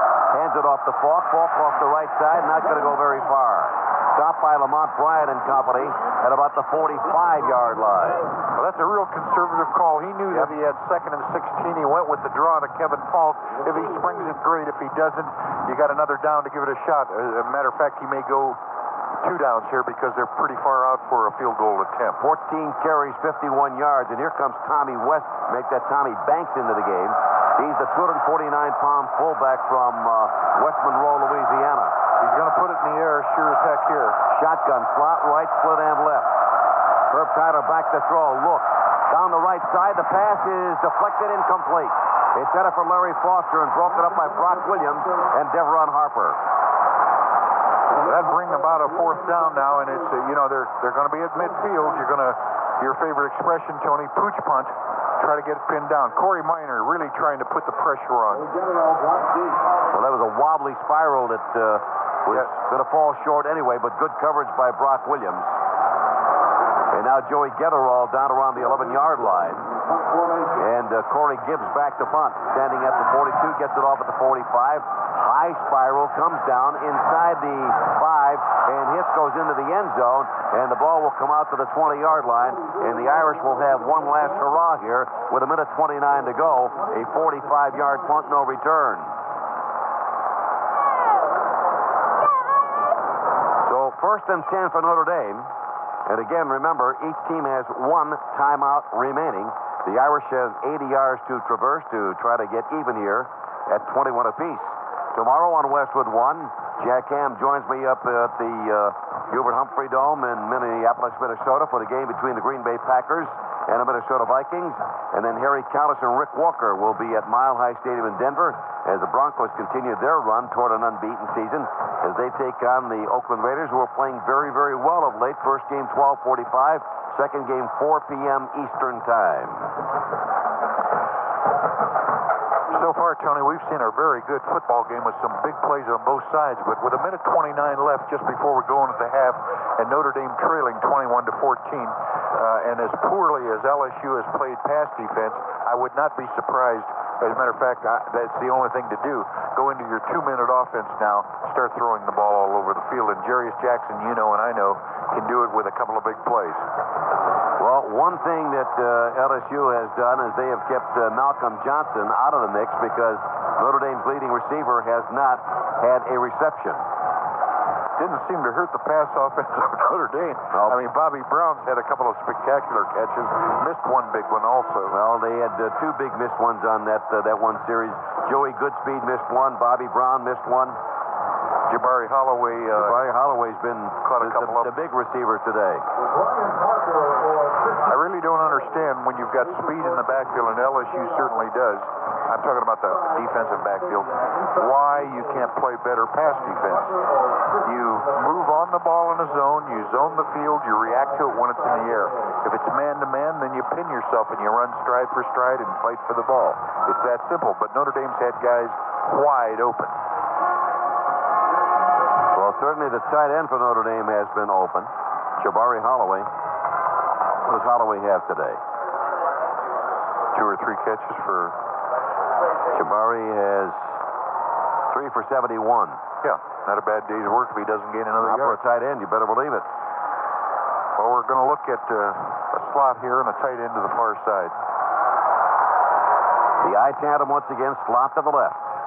Play action fake to Autry Denson. Pass to the far side. Intended for Jabari Holloway. Overthrown. Pass was too high. That's going to make it 2nd down and 10. A minute 25 left to go in the first half. Now, that was run action. And see, with a minute 25 on the clock, if I'm going to throw the ball, I don't care who knows it. Just get in your best passing formation. Why take the time to lose the vision of the field, fake the run action, then go back and throw? That's my contention. It doesn't mean I'm right, but that's the way I feel about it. Holloway comes out, and Rakai Nelson enters the game as a wide receiver. He's wide to the left. Bobby Brown in the slot. Malcolm Johnson out to the right. Hand off to Denson, no place to go, and Denson's going to get dropped for a loss. Autry looked around, couldn't find any place to go, and got stopped by Theo Williams. Well, Notre Dame is playing very conservative now, and I understand you don't want to make a major mistake, but if you throw the ball down the field long and it gets intercepted, you're still in good shape. You're not going to get anywhere with a draw and the little short tight end pass off a run action. They had a minute and 29 when they started, a minute and 12 left, so they've got one more down, and they're going to turn the ball over, and LSU has got some timeouts. That's what you try to avoid. Well, LSU has just expended its last timeout. Notre Dame has 1 timeout remaining, but right now they're looking at 3rd down and 16 from the 14-yard line. The reason LSU would love for the possibility for Notre Dame to punt, Kevin. Well, right now, the Irish looking at 3rd and 16 from their own 14-yard line. And LSU out in front 21-14. Jamie Spencer has returned to the lineup. So has Jabari Holloway. Joey Getterall, Malcolm Johnson's in there along with Bobby Brown. And the last man to join the group down at the 10-yard line will be the quarterback, Jarius Jackson. And for Jarius, today has been a day of, mixed reviews. Well, they're going to single up either Malcolm or Joey Getherall. I feel sure they'll try to go to him deep with this shot. And play action fake, and Jackson's going to run it. Still on his feet, gets to the outside, and that's about it. Yeah, not very far. They wanted to play it safe, and now, of course... Blank making the tackle at about the 17 or 18-yard line, but now it sets up a 4th down here, Tom. And they're going to punt it. They're going to have to punt the football. Yeah, that's what I would try to have avoided, but... And Kevin Falk is back there, and he's just... This is a big part of LSU's game, the kicking portion of the game and the returns. I would assume they're going to hold everybody up at the line of scrimmage. About 9 minutes ago, just ran the kickoff back 88 yards for a touchdown. Notre Dame's first punt of the afternoon. Hunter Smith gets it and gets it off. High punt coming down, and Falk looking down at it. Makes the grab at about the 35, comes to the right, trying to get to the outside, and hit and knocked down. Grabbed by Bobby Howard, dragged down by Bobby Howard and company. A 47-yard punt and no return. Terrence Howard also in there. I mean, that's an honest-to-God good risk. So it is 1st and 10 for LSU at their own 35-yard line. Notre Dame trailing 21-14. Abram Booty and Foster go out to the far side. Reggie Robinson out to the near. And Tyler with a straight drop, back to throw, chased by Corey Minor. Tyler looks, throws the ball on the run. Catch made and stepping out of bounds at about the 45-yard line is Abram Booty, his 3rd catch of the day. Ty Good covering on the play. Herb Tyler on the move that time, and you could see how strong his arm is. He rifled one where he had to get it to go out of bounds. 19-yard pickup. Booty and Foster to the near side. Robinson to the far once again. He'll either go deep into the end zone or get it out of bounds on a short throw. Back to throw. Tyler looks, hit by Corey Minor. Is the ball going to be a forward pass or is it going to be a fumble? No, his arm had come His arm came forward, and that'll be another rack-up for Corey Minor. The pros do it. I see colleges do it. They'll put 3 wide receivers to a side, throw up what they call a Hail Mary. I've always seen it a different way. Cross somebody underneath it. There are other things to do. This time the wideouts go to the left and Robinson out to the right. And again, a fumble on the play recovered by Notre Dame after the sack by Corey Minor, and that is going to end the first half of play. With the score, LSU 21, Notre Dame 14. Now this for Fairfield Inn. Tony Roberts, Tom Pagnon, Paul Horning as the second half is about to unfold. Shadows begin to lengthen here at Notre Dame Stadium. Irish set to kick off. And on the near side, you'll have Kevin Falk, who's returned 188 yards for a touchdown. And Rondell Mealy, the junior running back who set a record in the Independence Bowl against Notre Dame last year, is on the far side of about the 8-yard line. And the Irish are going to have to do a much better job of covering on this kickoff than they did the last time they kicked off to LSU. All part and parcel of that, too, Tony, is how far and how deep the kick goes. A high kick that gives you a time to gather under the ball, form your wedge, and catch the ball returnable is tough to defend against. Ball came into this game averaging almost 28 yards per return. His longest until the 88-yarder was a 37-yard return. Well, I can see why he's so dangerous. He's got great vision. He's got cat-like moves and a sprinter speed. He's an excellent running back. Outstanding. Here is the run-up by Hunter Smith. And he kicks that ball high and short to the far side, taking it at about the 30-yard line up to the 35. And I don't believe in giving anybody field position, Tom. They got it at the 37-yard line. Well, I don't see any reason for a kick like that. If I don't have a guy that can kick it into the end zone, then it's simple. Squib it. Kick it as hard as you can on the ground and let him muff it. Kendall Cleveland was the up-back who returned it, senior out of Orange, Texas. And that gives LSU good field position. They now have only 2/3 of the field to go for another score. 1st and 10 at the Tiger 36-yard line. Irish will rush 4. One back, split end left, slot right. Hand off to Falk. They miss him. Brad Williams did, and he's finally downed after getting upfield to about the 38 or 39-yard line. But Brad Williams, knifing through, had a clear shot, and all of a sudden, all he had was an armful of air. Bobby Howard gets credit for the tackle, a gain of 2, 2nd and 8. Should have been a negative play. I'll say this about Notre Dame's defense and some of the young players. Brad Williams especially is aggressive. He really comes across. Lamont Bryant's the same way. Anthony Weaver, the freshman out of Saratoga, New York, in that defensive left end. Here is Tyler on the keep, and Tyler brings it upfield, and he gets past the 40 up to about the 42. Lance McGree is there, along with Brad Williams on the play. So now it is 3rd down, and they still have about 4 yards to go, maybe 5 for a first down. 3rd, about 5 for the LSU Tigers. Opening series of the 3rd quarter, 21-14, LSU out in front. Moody and Foster to the far side, and Robinson out to the near. Watch the tight end to the left side of the formation. And here is Tyler, back to throw, under pressure, fires the pass, downfield, intercepted by a Johnny Sanders. Johnny Sanders had 2 picks a year ago down at Baton Rouge. That's his 3rd interception in regular season against Herb Tyler. They're in a double safety. Johnny Saunders is aligned somewhere around the right hash mark, dividing up half of the field with the other deep safety. And he's a center fielder. Everybody else is going to play man-to-man coverage, and he's going to back him up. Makes a nice long run. So Johnny Sanders has given Notre Dame the ball. 1st down and 10 at the Irish 35-yard line.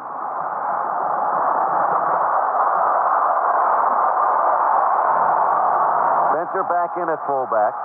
Denson is the tailback. Here's the toss, near side. Autry to the 35. Autry to the 40. They try to rip the ball away, and he stopped at the 40-yard line. Arnold Miller, the senior linebacker out of New Orleans, trying to wrest that ball away from Autry Denson's grasp. But Autry holds on, picks up 5. It'll be 2nd down and 5.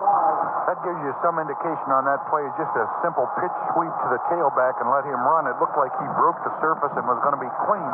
And right away the collapse of the defense on LSU collapsed to the ball carrier was terrific. Johnson left, Brown right, back to throw, pass near side, tipped. Intended for Malcolm Johnson, but tipped here on the near side. Well, getting up in the air, just getting a little bit of a piece of it. That's number 37 for LSU, Aaron Adams. He's played well. He's a good tackler, good hard tackler. He's got a hand on it. A lot of plays. And now Notre Dame looking at 3rd down and 5. He's from Metairie, Louisiana. Johnson this time goes out to the right. He has been shut out in this game. Notre Dame goes to its double wing. And Jerry is back to throw. Looks, fires over the middle, pass is caught. There's Malcolm's first catch, and he takes the tackler, Freddie Booker, all the way down to the 45 for a Notre Dame first down. That's awful tough to defense, and they were in a man-to-man coverage. They followed Malcolm Jackson all the way across. He's wide out to the right and drags underneath at about a 4 to 6 yard depth. Good enough for the first down, and also what he added on. Well, Malcolm with 14 yards, that's his first catch. The first time they played the game down at Baton Rouge last year against LSU, he had 1 catch for 8 yards. 1st and 10. Here's the handoff. No, Jackson keeps it. 40. Down to the 35. Down to the 30. 25. Sideline 20. 15. 10. First down. Goal to go. 9.5-yard line. That's the option where he fakes to the fullback and then has the option to keep it or pitch it out to the trail man. He has a great opening where they spread out between that fake and the guy that he's going to pitch it to. He keeps it by planting that foot as we saw. But he showed some great leg drive, Tom. Oh, yeah, he's a strong athlete. Nice key block by the tight end. And a missed tackle by LSU's 37-yard gain for Jarius Jackson. Robert Davis misses a tackle there that was very key. First down, goal to go from the 9.5. Denson off the left side, inside the 5, and he barrels down to about the 3. Well, Notre Dame has roared back on this drive, no question about it. A couple of big chunks. That's the second longest run for Jarius Jackson. He had a 43-yarder against Baylor. Now, it gets sticky down here. They may try a little something with a tight end delay, but I think they'd rather stick it on the ground, eliminate the risk, and pile drive it in there with Jamie Spencer and Autry Denson. Ball at the 3 between the hash marks. 2nd down, goal to go. Double tight end flanker, handoff Denson, left side end zone. Touchdown, Notre Dame. And it's now 21-20. And the Irish, as they have all year long, came out roaring on their first possession of the 3rd quarter. And now Sampson will try to tie it up at 21. And the kicking game today has been an adventure. Again, set up by a key pass play. That time, Malcolm Johnson, his first catch, getting a key first down. Snap, spot, kick is up, blocked. No good. Not a good snap. And then Hunter Smith had to try to right the ball, set it up, and it was blocked. And the score remains 21-20 LSU.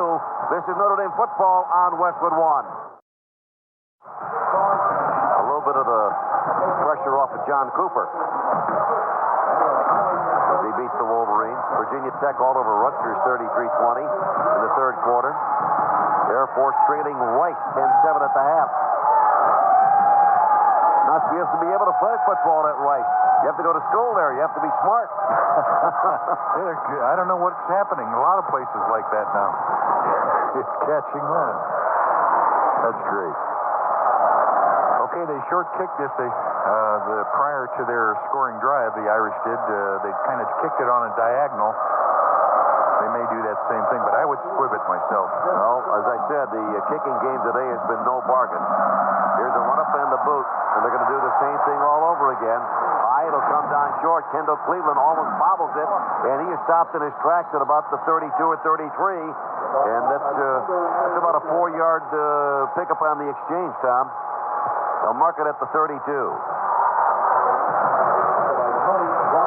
Like to get under one of those and catch it before he does. Yeah, that's right. Although you can fair catch that, you know. You're allowed to fair catch it. First and 10, LSU at the 32. They lead Notre Dame by a score of 21-20. And the PAT, the field goal, automatic for the most part all year long, has not been the case for Notre Dame this game. Banks in motion, Tyler back to throw, under pressure, down the sideline, all alone. Abram Booty gets away from Brock Williams. His 4th catch.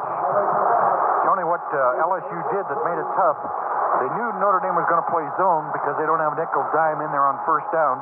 They brought a man that was a wingback all the way from the left side in motion, which makes him the 4th possible receiver. They pick up 30 yards plus a key first down. Well, Brock Williams said, hey, I thought I was going to get some help here. Everybody talking it over, but it's first and 10, LSU at the Irish 38-yard line. Now there's a trips formation, tight end and 2 flankers to the wide side of the field left. Lone running back is Falk. Here's Tyler on the keep. Tyler keeps it himself, runs into Bobby Howard, and that's the end of the line. Right around the line of scrimmage. Maybe a gain of a yard or so, and that's it. I tell you what, that's a play that I would just tear out of my playbook. You don't like that one? I don't like it to the short side of the field. It gives you no options because there's no place to go. He's running a true toss down the right side of the field from the hash mark to the sideline. His pitch man is too close to him. There's no separation. Easy to defend. Gain of a yard. It'll be second and 9 as Booty and Foster go out to the far side. Banks, the fullback, becomes wingman right, starts in motion. Tyler back to throw, straight drop, no pressure, fires the pass, got a man open again, and it's Booty, and Booty makes the catch down at the 25-yard line. Well, Tyler, given enough time to throw, is very accurate. He picked a seam. Booty went down like he was going to go deep, hooked up, and found an open seam. Good for 11 yards and that all-important first down.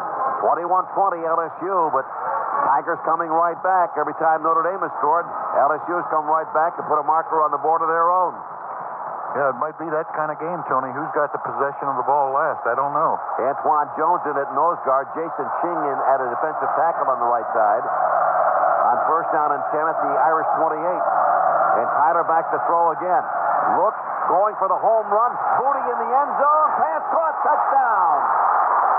You know, he might have pushed, too. The offensive player may have pushed the Well, that's what defensive Brock back. Williams is claiming, but the I didn't see a official is flag. not buying it. Yeah.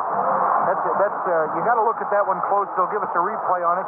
But it appeared to me like Booty was deeper to begin with by a step and kind of shoved forward a little bit. It isn't a violent call or anything. As a matter of fact, it's a no call, which would mean it's a score.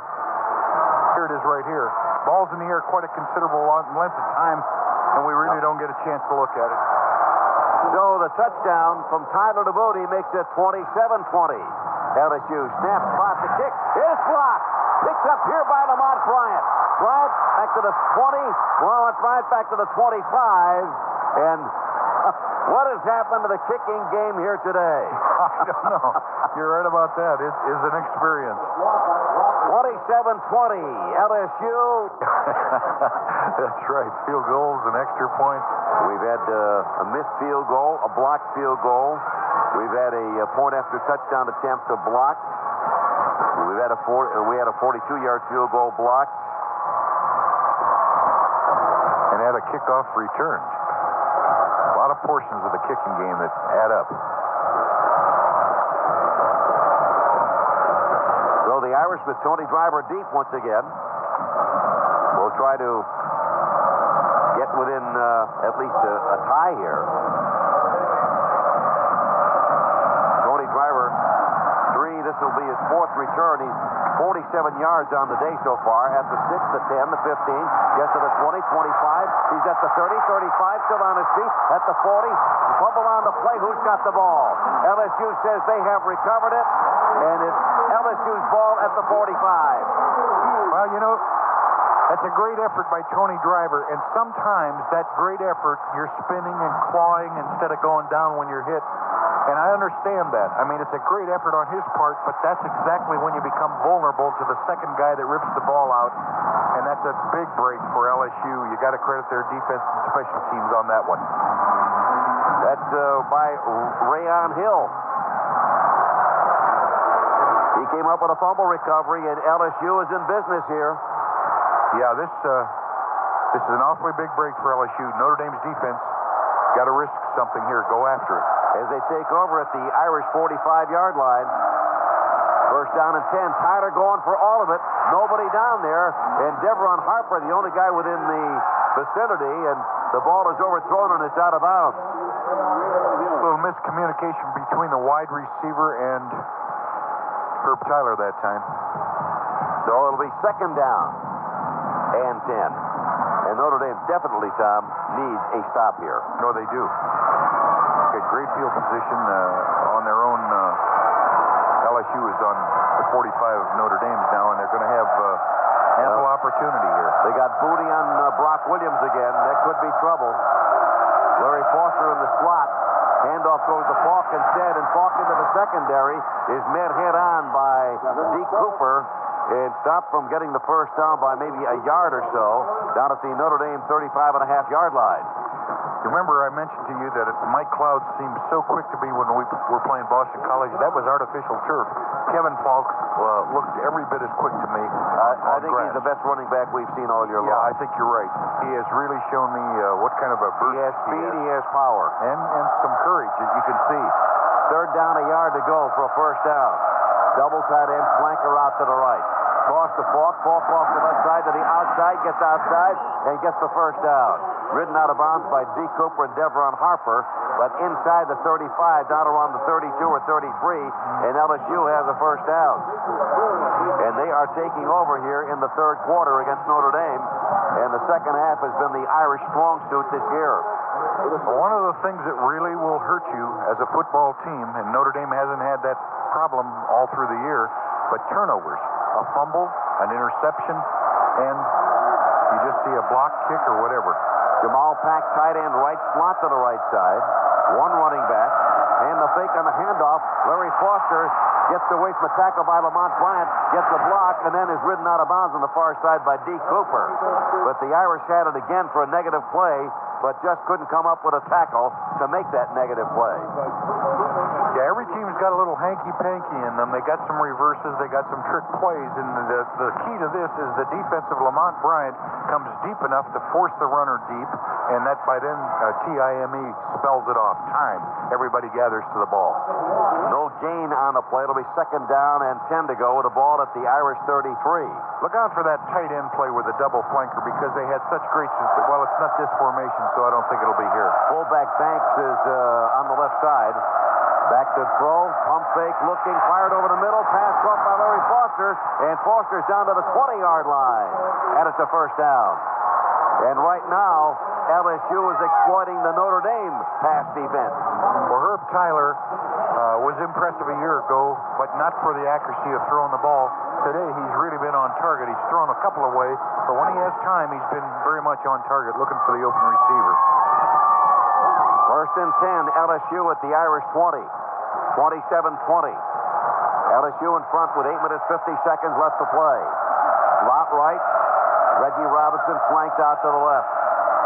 Hand off to Falk off the left side, and Falk meets the stone wall, gets inside the 20 down to the 18-yard line, runs into an Irish defender. And is stopped there after a gain of a couple of yards. Jimmy Friday there to make the stop for Notre Dame, along with Corey Minor. Second down and about 8 at the 18 of Notre Dame.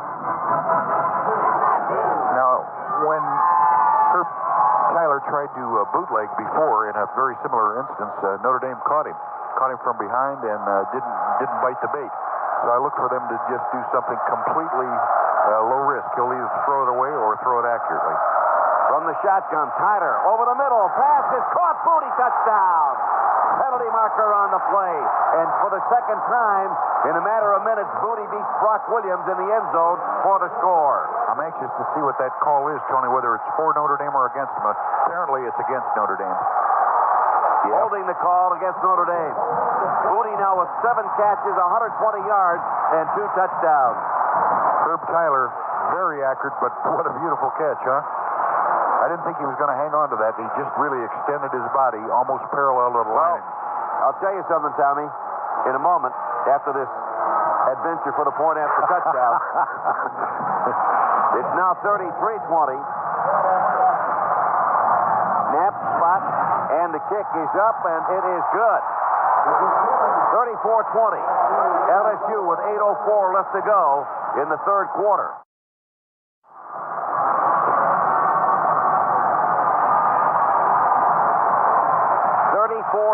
LSU with 8:04 showing on the clock. Tyler Booty, 2 successive possessions for the touchdown.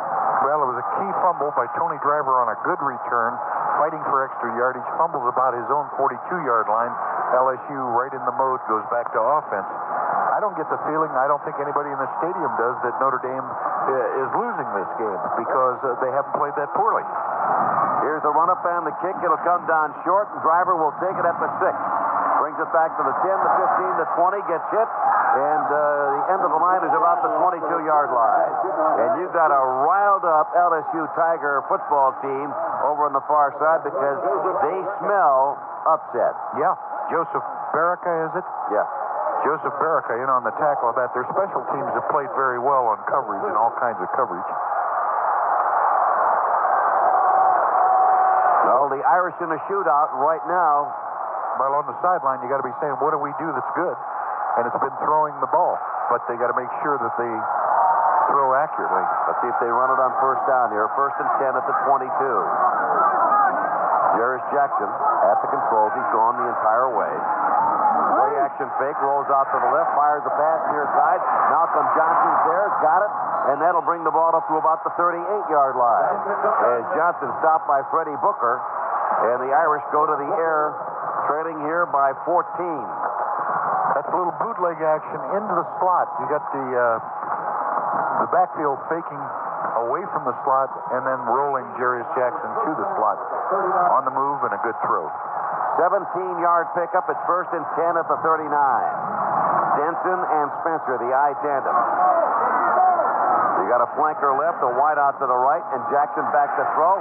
Under pressure, gets away, cuts to the left, gets to the 35, gets to the 40, to the 45, got a blocker, down the sideline and out of bounds at about the 37-yard line. All Jarius Jackson. Yeah, that's a nice escape. He feels pressure, and for a big man, has got the speed to run away from people. The improvisation he does not lack. 24 yards, and boy, you can call him Houdini on that one, Tom. Yeah. Houdini and who done it? He did it. Just said he done it. He done it. 1st and 10, Notre Dame at the 37. 7:20 on the clock. Unbalanced line to the right and the wide side of the field. Jackson, 11 carries, 78 yards. They go to their double wing. Give to the fullback, Spencer. That doesn't fool anybody. Booger McFarland, the 290-pound nose guard out of Winsboro, Louisiana, makes the stop on that play. Well, Notre Dame in the first half had success running the option to the short side of the field in formation. They came with that same formation, but they haven't run the option to the short side. We'll see if they come back to it. 2nd down and a long 9. The ball at the 36.5-yard line of LSU. Gibbons and Johnson in the game, wide to the right. Now they're going to hunt up Malcolm here. No, that's Jay Johnson. They're not going to hunt up Malcolm. I don't think he's in there. All right, Jay. They're going to run it. Here's Jackson trying to get back to the opposite side. Tommy? That's a quarterback draw call. Tommy, do you remember about 4 games ago I told you when Jay Johnson is in there and Malcolm is out, they ain't going to throw the ball? Yeah. Well, I do. You just saw it. Well, 6 is coming in, so well, what's now your they're going to throw the ball. All right. Okay, we'll check you out. You know, you don't have to be a brain surgeon to look at the film and see that when that setup is in there, that particular formation, they're not going to throw it. Yeah, that's very true, and many teams are guilty of that. Their players on the field at the time will tell you what's going exactly what's going to happen. Exactly. Malcolm is wide to the left, and Bobby Brown is out to the right. It's 3rd down and 8. And let's see if Jarius has some third down magic. Coming on the blitz. Malcolm Johnson got it. First down at the 15. And a heck of a throw by Jarius Jackson, who had an LSU defender right in his face mask. Fred Booker. As a matter of fact, when Booker, where he got caught up in the exchange, was a motion man came across to Malcolm Johnson's sign, and that made a little crisscross in the exchange. Malcolm cut over the middle for a 22-yard gain. So it's first down and 10, Notre Dame at the 14-yard line, and there's that third down magic of Jarius Jackson. He had 3rd and 8. 5.5 to go in the third quarter. Autry off the left side, looking for a little running room. Finds a little bit, but not much. Gets down to about maybe the 11 or 12-yard line. Not much for Autry. That's Damian Woods, the junior from Slidell, Louisiana, made the tackle. So it'll be second down and about 7 to go for a first down. All right.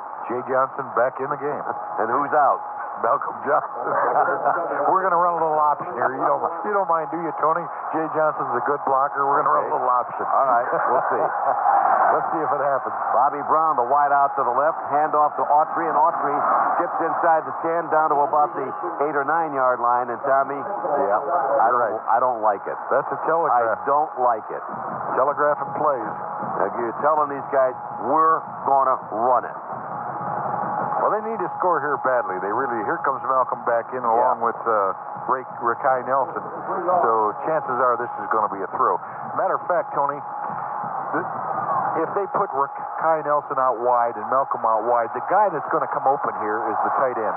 Just bigger than all get out. He's to the right side down. Well, Rakai Nelson is wide right. Bobby Brown's in the slot. Malcolm's out to the left. And Jackson looking for Malcolm. Fades. Pass touchdown. Malcolm Johnson. Now, Malcolm Johnson has done something that he has caught a touchdown pass now in 6 consecutive games. Well, that's what they call the OS pass, over the shoulder. You have one-on-one, the defender on the receiver. You throw it to his outside shoulder at a position. You throw it actually to a position where you expect him to be. And it was a perfect throw by Jarius Jackson. All right, it's now 34-26.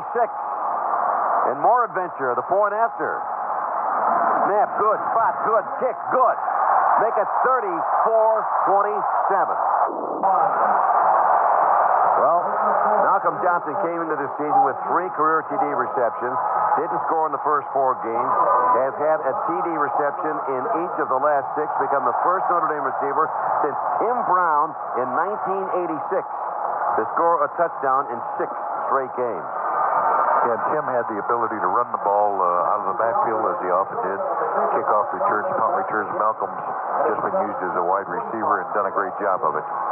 Well, last 4 passes, 4 out of 4. Jackson to Malcolm Johnson. You know, I would have given odds, Tony, coming into this game that it was going to be a defensive battle and low scoring. I thought it would be close. I never dreamed that it was going to be close and high scoring. Well, I thought it would be high scoring because their offense is very much like Boston College's. Final scores, 31-16, Ohio State over Michigan.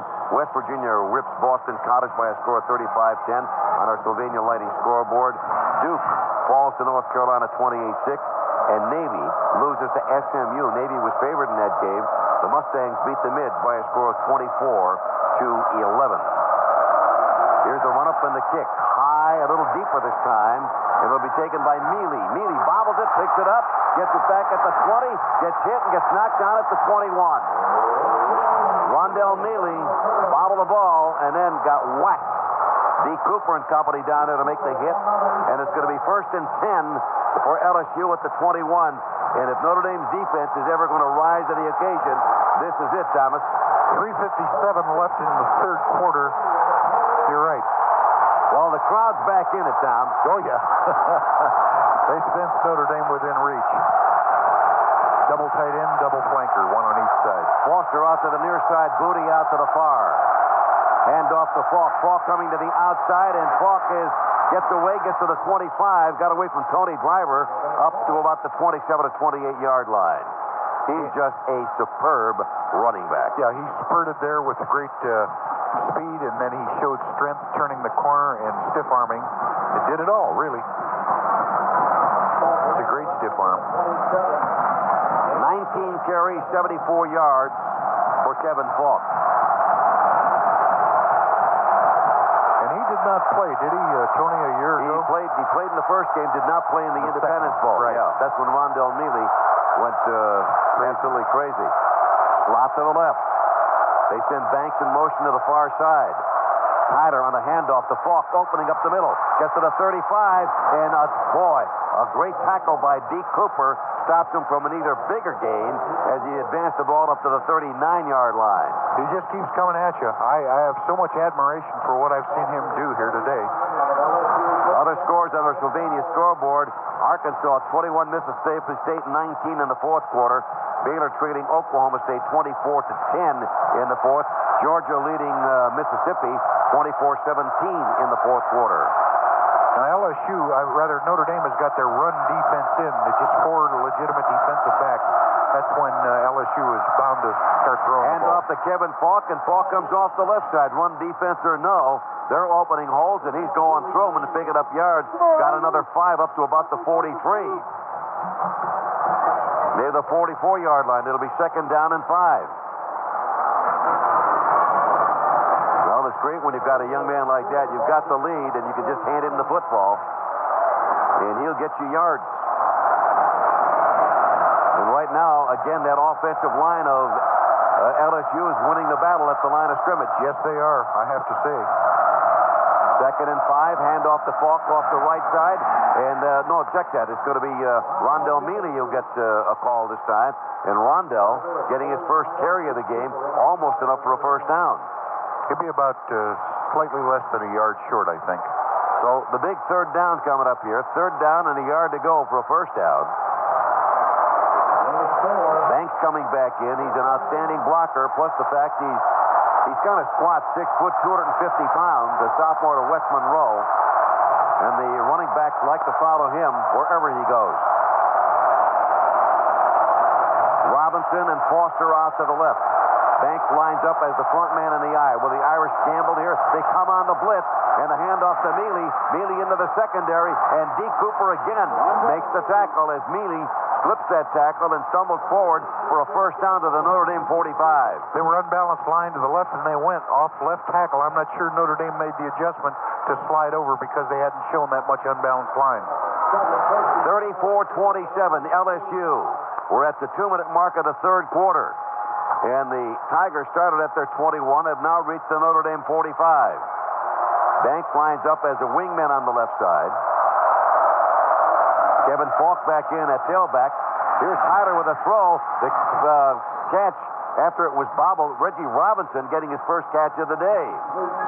Reggie Robinson, a freshman out of Shreveport, Louisiana. And that'll be good for about 8 yards. Make it second down and 2. Robinson out, Banks out, and Jamal Pack, the tight end, comes into the game for LSU. Foster goes out to the left.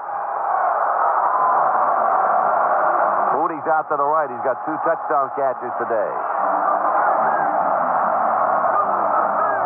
Tyler, ready. Hands it off to Falk. Falk off the right side. Finds an opening and drives through. Gets inside the 35, down to the 33. Another first down. This time the tackle made by Jason Ching.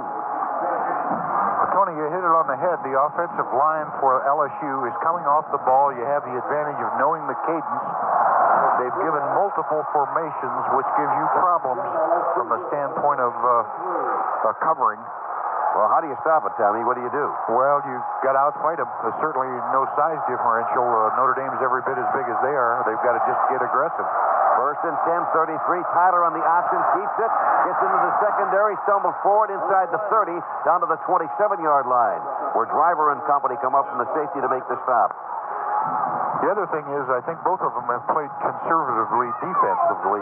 They haven't really, you look at Herb Tyler and look at Jarius Jackson, they've had all day to throw and consequently been successful. So on throwing downs, you got to put some pressure on them. On running downs, you got to get aggressive all the way across the line. Penetration kills run plays.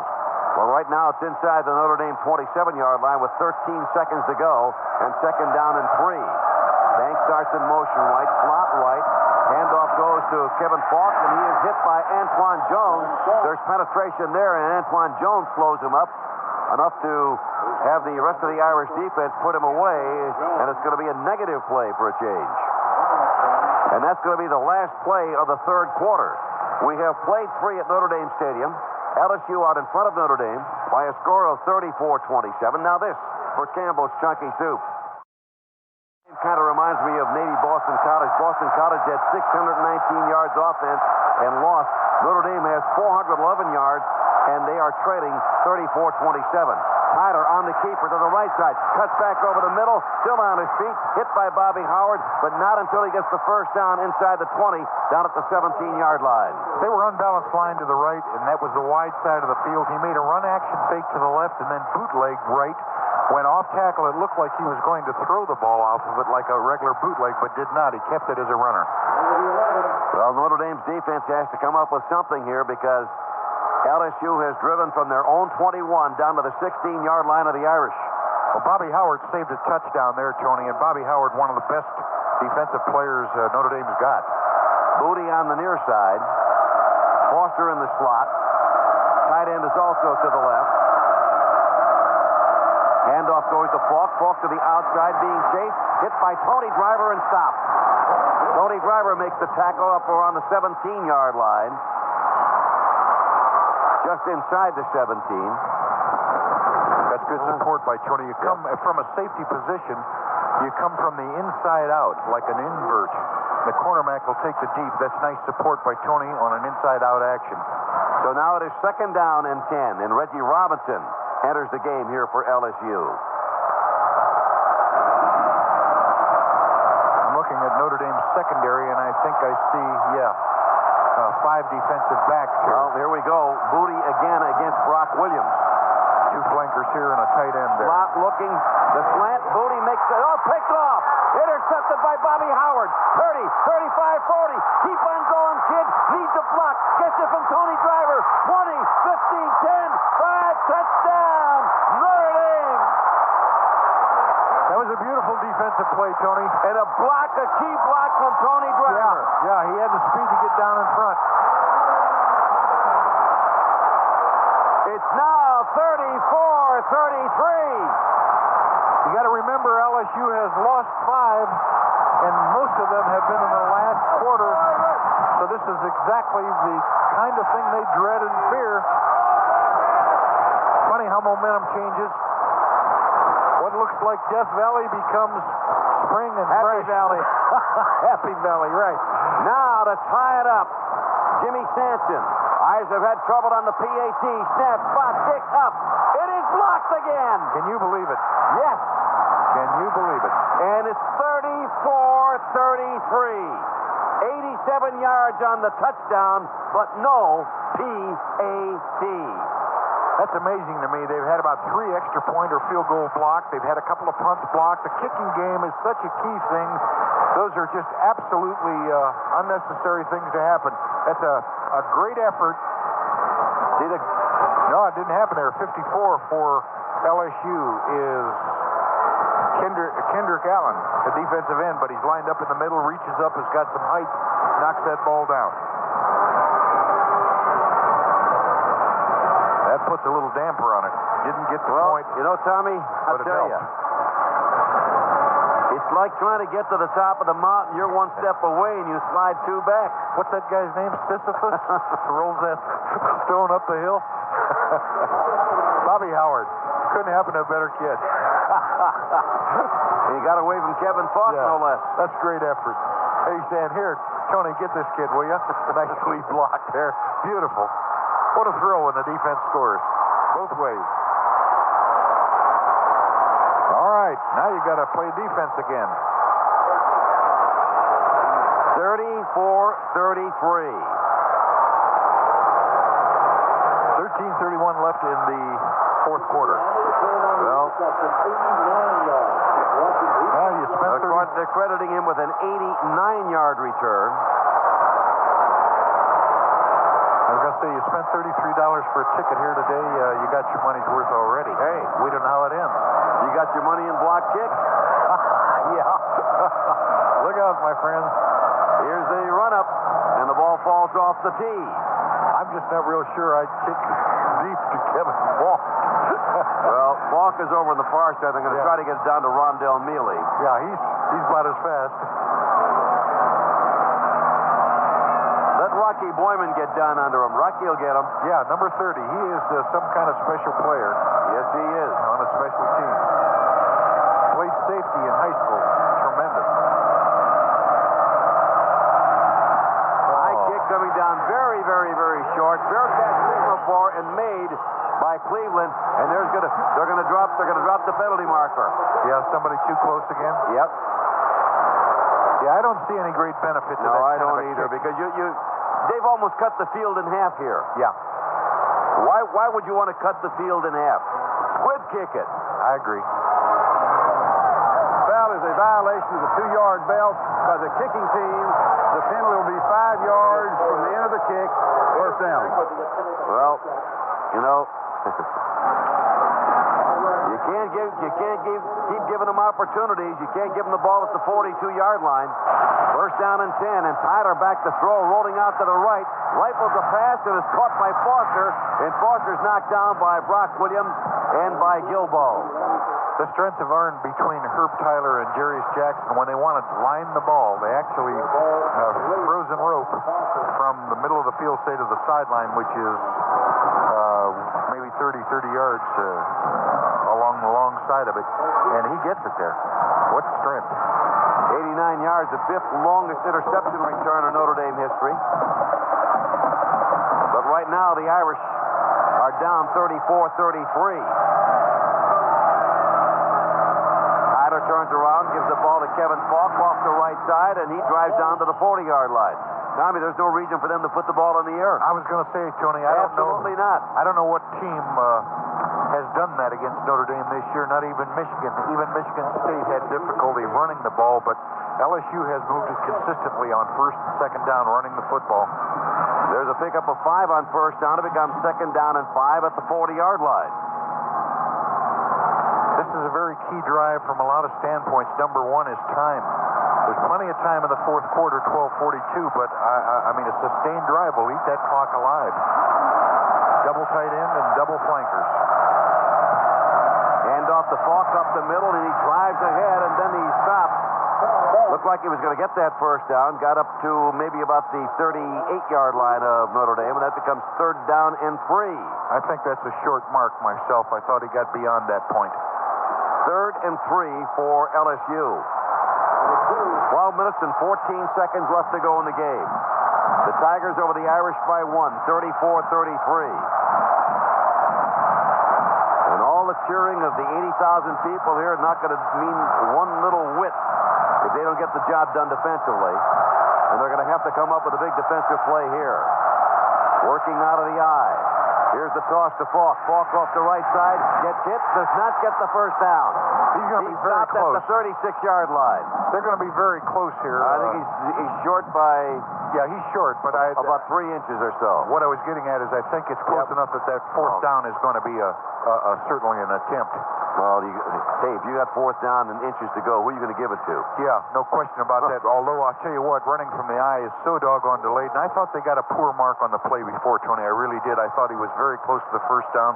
They moved it back about a yard. 27 carries, 102 yards for Kevin Falk. You pinch off the middle. You won't give him the easy, straight-ahead play. Now, the advantage is always with the offense because they can change up the cadence on a quick count. They know it, and you are going to react to it. That's why I would take the gamble and pinch off the middle, just like they did the goal line.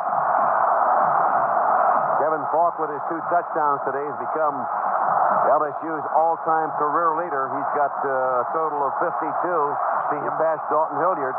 Yep. Now he's at about a 7-yard depth. 7 yards right. And the Irish quarterback sneak, did he make it? Yeah. I believe he did. Down to the 35-yard line. That's a good call and a nice move by Herb Tyler. When you see the back, in this case it was Kevin Falk at 7 yards depth, that's the worst possible place to be for short yardage.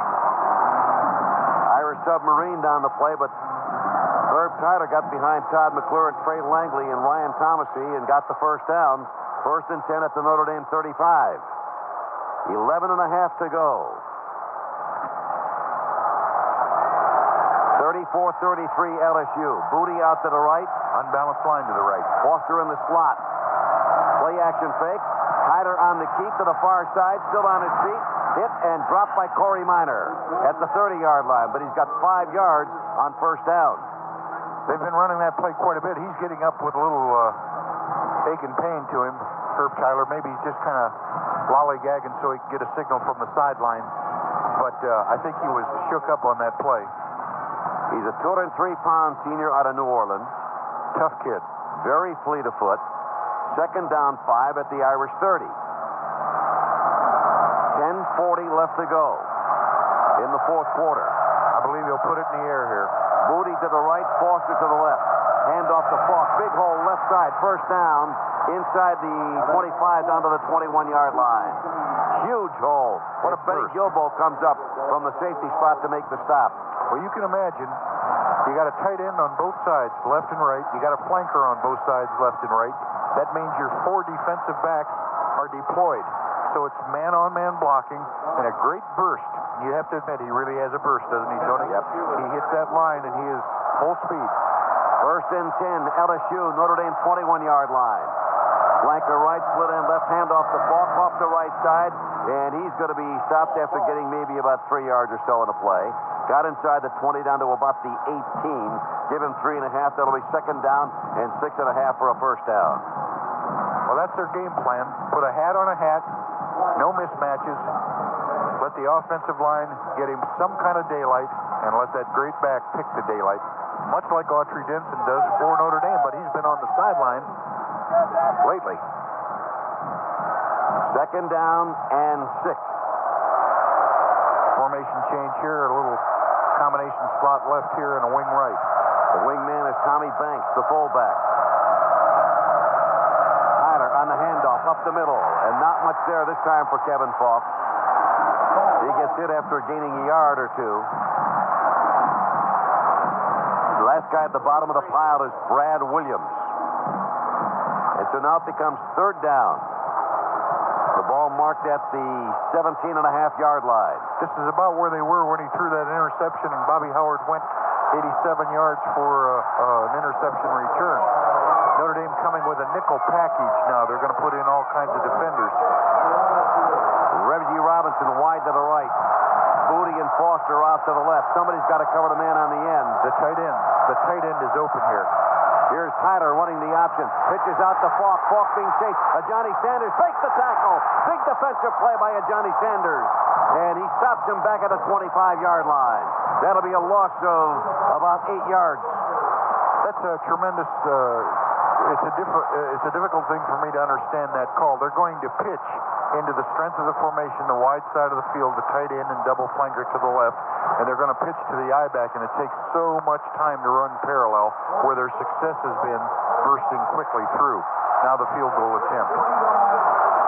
This will be Danny Boyd for the... He's made 1 out of 3, 42 yards. Hash mark far side. It's up in the air, and it is no good. And it's 34-33, 8:09 on the clock. I was talking to one of the representatives from LSU earlier before the game. Yale beat Harvard 9-7. Can you believe that? Oh, thrill. Oh, thrill. Oh, sell the dog. Anyhow, talking to an LSU guy, and he said all year long they have had difficulty with their kicking game. Field goals, extra points, every portion of it. Now, he gets the ball, and it's a kind of a tough handle. Didn't spin the laces either. That's right. The laces are sideways, and it gives ballast to the ball sideways rather than forward. Well, whatever. It's 34-33, and LSU still leads with 8 minutes and 9 seconds left, and each team with 3 timeouts remaining. That ball has traveled up and down the field a few times today. It's been an exciting game from that standpoint. 2 of the last 3 Notre Dame touchdowns, the point after touchdown has been blocked. We've had 3 missed field goals, Notre Dame 2, LSU 1, 4 missed extra points, 2 apiece. Now you got 3 people on defense defending 2 wide receivers. There's a snap. And what's going on here? Nobody blew a whistle. Nobody blew the whistle. What happened? There was an early snap by the center, and that's legal. That just means everybody else is slow off the ball. I guess, and a loss to 5 yards on the play. Jackson took the ball, and that's what it was. up there, early yeah, snap. Jackson wasn't expecting the snap. Mirandy's the only guy that moved. Yeah, Mirandy's not happy with himself. It'll be second down and 15. I was saying, Tony, they're going to have two wide receivers, Bobby Brown and Malcolm Johnson, and they're going to be man-to-man coverage here. And it's Rakai Nelson over on the far side as Jackson goes to the shotgun, runs it out to the left. He's going to run the ball, gets to the 25, gets up to the 30, and lunges forward and gets up to about the 33. Nice run by Jarius Jackson. Boy, he is a load, isn't he? He picked up about 12 of those 15 yards or so. So that's going to leave it at third down and still about 2 yards to go for a first down. Well, if you think about it, he is the size of Dorsey Levens, that was such a great runner for the Green Bay Packers a year ago. Only he's a quarterback, and he has an opportunity to run the ball in different ways. They need this first down pickup very much. Autry Denson, I believe, has had one carry in the second half, Tom. There he gets the call now off the left side, and he's got the first down. Well, I was going to say, really, they haven't had the ball much. Nope. There have been two long drives by LSU that ate up a lot of the third quarter time where Autry was on the bench. So it is first and 10 Notre Dame at the 39-yard line. It's Dan O'Leary and Jay Johnson. You knew they were... Jay Johnson come out of the ball game. Jay ought to wear a red flag. I want to tell you, Jay Johnson's a heck of a receiver when he gets a chance. When Malcolm graduates next year, Jay Johnson's going to be a star. Slot to the right with Bobby Brown in the slot. Jabari Holloway, what a big first half, is the tight end on the left side. Spencer and Denson. Play action fake. Back to throw. Jackson looking. Hit and is going to be dropped. Big rush put on, and Jackson dropped by Joe Wesley, the senior out of Brookhaven, Mississippi. For a loss of about 4, it'll be second down and 14. I don't know quite how they did that because I missed the first portion of the play, but Jamie Spencer was deep downfield. Now, he's coming from the fullback position, and you can certainly do that, but I never saw him escape. Well, they certainly didn't escape Joe Wesley. He has played well today. So second down and long for the Irish as Johnson goes wide to the left. That's Malcolm. Rakai Nelson out to the right. They've got a tight end eligible to the same side now. Yep, 3 to the right side. Here's Jarius again. Jarius to the outside. Not going to fool anybody this time. And you know who came up to make the tackle? Joe Wesley. Played a nice ball game today, hasn't he? You've mentioned his name quite a few times. Well, you know, if that formation where you have the two wideouts and the tight end on the same side works so well for LSU, why are we not exploiting it? I don't know, but LSU never even came back to it, Tony, after they hit the tight end a couple of times clean. Nobody made an adjustment to it. Now becomes third down and 13. Getherall out to the far side. Bobby Brown in the slot. Malcolm Johnson out to the right. Running back offset to the right. Jarius back to throw. Fires the pass. Caught. First down at the 40-yard line. And a grab made again by Rakai Nelson. That's a nice throw and catch. And what happens is you've got a guy on Rakai Nelson, the cornerback, and you got backup help. And the safety has got to come over to give him backup help. And there's an area between the corner and the deep safety, and that's right where Rakai Nelson settles down. A nice throw. Nice throw again. Beautiful throw. Right on the money to Rakai Nelson for 24 yards and a first down at the LSU 40. 4 minutes, 38 seconds left to go in the game. Hand off to Autry Denson. Not going anywhere. He just cannot get outside and get out of the grasp of Johnny Mitchell. I tell you, that Anthony McFarland, you know, he may not make the tackle every play, but he causes so much havoc because you can't block him with one guy. You can't block him with just the center. He'll slide off and come in on the back side of the play, and that's why you don't see the gaping holes for Autry to run to. Negative first down again, so it's second down and 14. Jay Johnson comes out. Malcolm Johnson goes in. What do you think this will be, Tony? I know what the first one was going to be. Second and about 12, they'll put it up. Backs are split. Denson left, Spencer right. Jackson to throw. They come on the blitz. They pick it up. Over the middle, wide open. Rakai Nelson for the first down at the 26. His third catch of the game. That's a nice job of picking up the blitz. Now, they had a middle linebacker blitz up the middle and some pressure on the outside with the outside linebackers. but I think it was Jamie Spencer, whoever was in at fullback at that time, stepped right up and picked up the blitzer. Okay, Malcolm Johnson comes out, Rakai Nelson comes out, and Jay Johnson is in. What is it going to be on first down at the 26-yard line, Well, Tom? it's a choice between Autry Denson and Jarius Jackson running the football. Okay. They might let Jamie Spencer in on this. I don't know. Double tight end. Here is Jackson rolling to the right, cuts up the middle, gets inside the 20, down to the 15, down to about the 13-yard line. And a first down for Notre Dame with 3:24 on the clock. Damian Woods, the cornerback, comes all the way from the backside of the play to make that stop, and it probably was the last chance that LSU had to stop Jarius Jackson. First down and 10 at the 14-yard line of LSU. This drive began at the Irish 25. It's the 10th play in this drive, and it followed the missed field goal by Boyd from 42 out. Bobby Brown to the left. Malcolm Johnson to the right. Wingman left side, Jabari Holloway, the tight end. Sets, handoff Denson off the right side. 10, down to the 8-yard line. Nice run by Autry Denson. And he stopped again by Mark Roman, the safety. So now it is a pickup of a good 7 yards. It'll be second down and 3.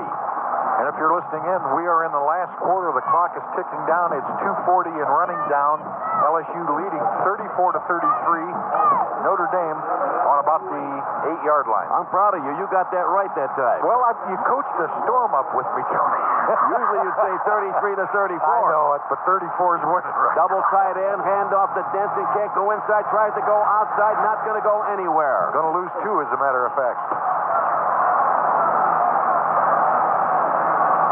Going to lose 2. So now it is third down and 6. Well, we'll see if they're going to run or throw if Malcolm comes back into the game. Got to be careful here. They're going to send a tight end in. No, they're not. They're going to take him out and put in 4 wide receivers. Malcolm Johnson is back in. Rakai Nelson is in. Bobby Brown is in. Autry Denson comes out. You see, the defensive, Lou Tepper, as a matter of fact, is signaling in based on what comes in. And it looks to him like this is a pretty sure pass. Now they may have a blitz call. They're coming from the corner. Nope, they didn't come from the corner. They're going to zone it all Jackson the the way. throw over the middle. Malcolm Johnson end zone touchdown. Penalty marker on the play. Down at the goal line. Second maker Rakai Nelson. Hold it. What's the call at the goal line? Don't know.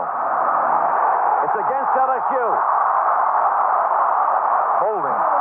Defensive holding in the secondary. They'll refuse it. Now we have, do we go for 2 here? It's 39-34. 75 yards, 12 plays. I don't know that I would, Tony. There's a minute and 27 seconds.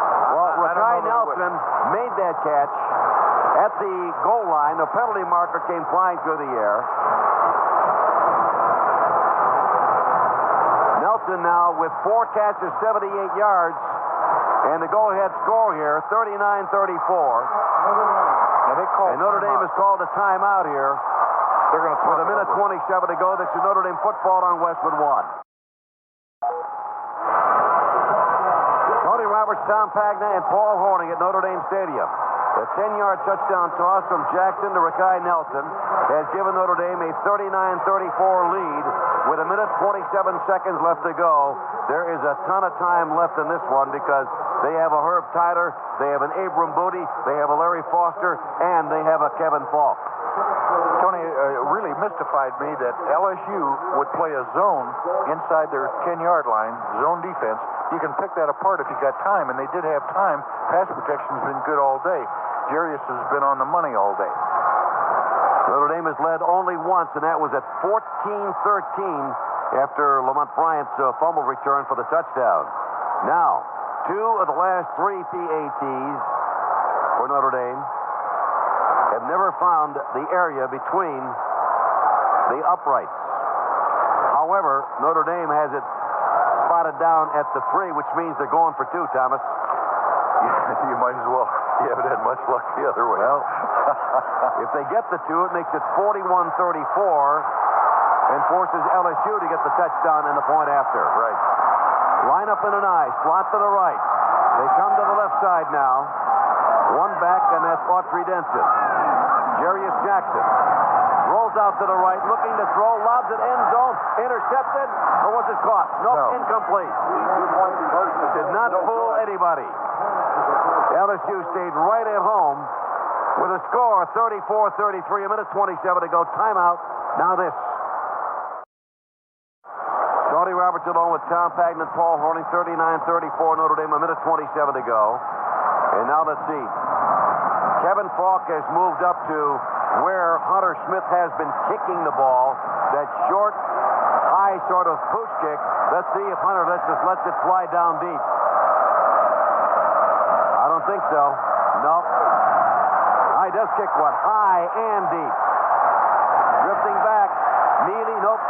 It's Foster who's got it. Foster at the 20, 25. He's at the 30. Hunter Smith's got to knock him out of bounds, and he gets up to the 45.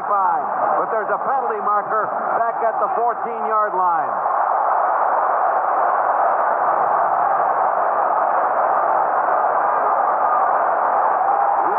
It's against LSU. Now remember, these officials are from the Southeastern Conference. Everyone wearing a striped shirt. That's probably the most frequent call you see. Yeah, there it is from the back. Yeah. See the block from the back? Illegal block from the back. The penalty will be half the distance from the starter's foul, followed by first down. So the ball is brought back to the 8-yard line. Notre Dame in their dime package now with 6 defensive backs. A minute 19 to go. LSU 3 timeouts, Notre Dame 2. Tyner back to the end zone. Dumps the pass off. Taken by Banks, and Banks gets out of bounds to stop the clock. And a missed tackle by a Johnny Sanders. Greg Knoll is the quarterback. He's a redshirt freshman out of Alexandria, Louisiana. He's probably their purest passer, Tony. I would think that's why they got him in there. Either that or Herb Tyler did get injured when he got up gingerly. Yep, Knoll is a redshirt freshman, 224 pounds. Gain was 4, second and 6. Knoll back to throw. Over the middle. Pass is caught. And the hit made at about the 38-yard line by D. Cooper. That'll stop the clock until they move the chains.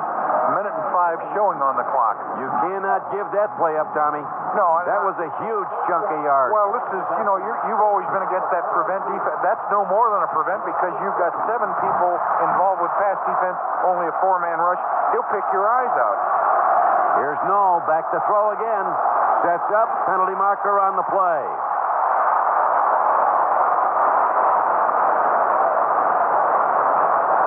Ball start. LSU. That'll cost them 5. Brings the ball back to the 34-yard line. And Jerry DiNardo over on the side saying, get up at the line of scrimmage. They're gonna ring the ball in right away. Less than a minute. Dead ball. Ball starts. Offense. The penalty is 5 yards from the previous 5. First down and 15. 59 seconds left to go. 4-man rush again. Greg Knoll. Back to throw. Sets up. Dumps it over the middle. Pass intended for Booty on a slant. And it bounces off his hands. And the Irish almost pick it off. Much too strong a throw for that kind of a pattern. He's coming in too shallow and too short for him to throw that kind of a bullet. Now 53 seconds left. There's Herb Tyler on the bench. Yeah, I saw him get up and he kind of limped a little bit, and I think it was the series before, so he probably got a little tear in there. Second down and 15 at the 34 of LSU.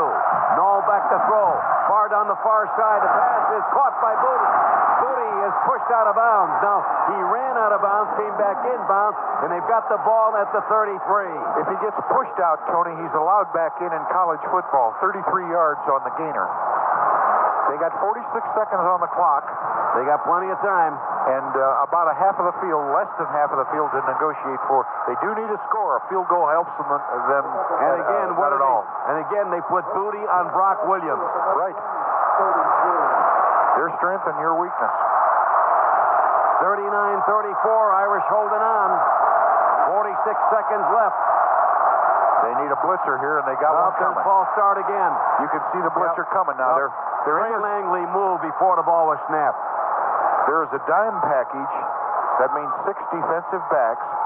But out of that package, Devron Harper, number 10, will line up as Well, as they did ball, false start, offense. Penalty 5 yards from the previous spot. Still second down. 5 yards doesn't mean anything to them right now because it does stop the clock. They're going to throw the ball anyhow. What I was going to say is they were going to bring Devron Harper on it, and I think they'll do it again. Yep, they're coming on the corner blitz. He got it. Nall gets hit, and his pass is incomplete. What he does, though, with the incomplete passes, doesn't take the negative yardage. And stops the clock. And you know for a fact that with this 6 defensive backs, one of the extra corners, that's what you do. You put in your substitute corners because they're probably the next fastest people on the package. They'll bring Devron Harper on this side. And that was Lamont Bryant who got him around the head, and then Anthony Weaver got him. Second down and 15 at the 38-yard line of Notre Dame. They're coming on the corner blitz again. Pass to the near side is caught by Foster, and Foster is pushed out of bounds at the 31-yard line. So it'll be third down and still about 7 yards or 8 yards to go for a first down at the Irish 31 with 32 seconds left. Now there's a time, this isn't the time because it's third down, but one of the 2 downs that they have left, unless they make a first down and still have time on the clock, you got to put it into the end zone. You got to throw it up the field. Booty and Foster out to the right, Robinson out to the left. Craig Nall back to throw, got the time, going for all of it to Booty. Caught! No, incomplete. Boy, that looked awful good to me. Didn't you think he had it? Thought he had it. Looking over his shoulder. What a he perfect had throw. Brock Williams beat. Well, I figured you had to throw one into the end zone if you're going to get a chance. It's going to be fourth down now. He sure had a nice beat on that ball. That's a beautiful throw. And Brock Williams isn't even looking. He just missed this ball? Yep, off his hands. Brock Williams better look at the football somewhere along the way. Now here they have time. They only need 10 yards for the first. They're going the same way again. Slot right. It's going to be Booty on Williams. On fourth down and 8. Center can't hear him. Waiting for the snap. Nall back to throw. Looking. Fired the pass. He's hit. He's hit by Anthony Weaver. The pass is incomplete. The freshman out of Saratoga, New York, Anthony Weaver, comes up with a big hit on the play. I think the 21 seconds left to go, and Notre Dame leads by 5, 39-34, and they are within 21 seconds of running the table at home in 1998. We've got a timeout. Now this for Sylvania Lighting. Notre Dame just got a 15-yard penalty, and I believe it's because one of their players kneeled down after that last play and took his helmet off. And the ball is brought back to the 16-yard line. Notre Dame football being brought to you by Ford. And so the Irish will start from their 16 with 21 seconds left. And remember, LSU has 3 timeouts remaining. I guess I can say this, Tony. I think that rule stinks. I don't see any sense to that rule. No, I don't either.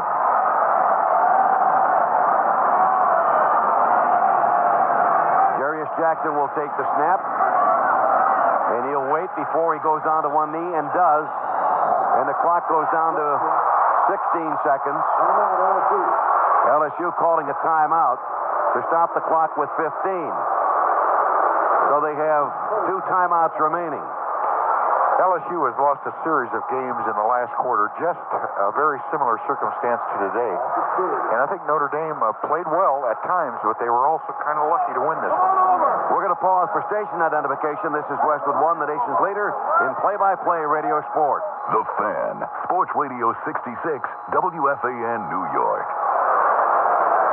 Well, Tommy, in all honesty, I think they showed enough resolve and their ability to come from behind. They made the big play when they had to make the big play. And we talked about that before. We said, could they? Because they never had to, really, except for Michigan State. You're right. You're absolutely right, Tony. They showed they can. And right now, there are probably a lot of things they could have done better. Certainly, their kicking game was no bargain today. nevertheless, they are 9-1. Well, not for another 15 seconds 15 or not. seconds. I think they can hold out. Well, Jackson will take the snap and hold on until he waits before he goes down to one knee. And the timeout is called again, and the clock shows 11 seconds remaining. Next Saturday on Westwood One, Notre Dame, Southern California, airtime is 7:30 Eastern Time. And you know, we got into this last year, if you remember, in the Navy game, and it almost cost Notre Dame because they did not have good clock management, and then all of a sudden, Navy had one Hail Mary.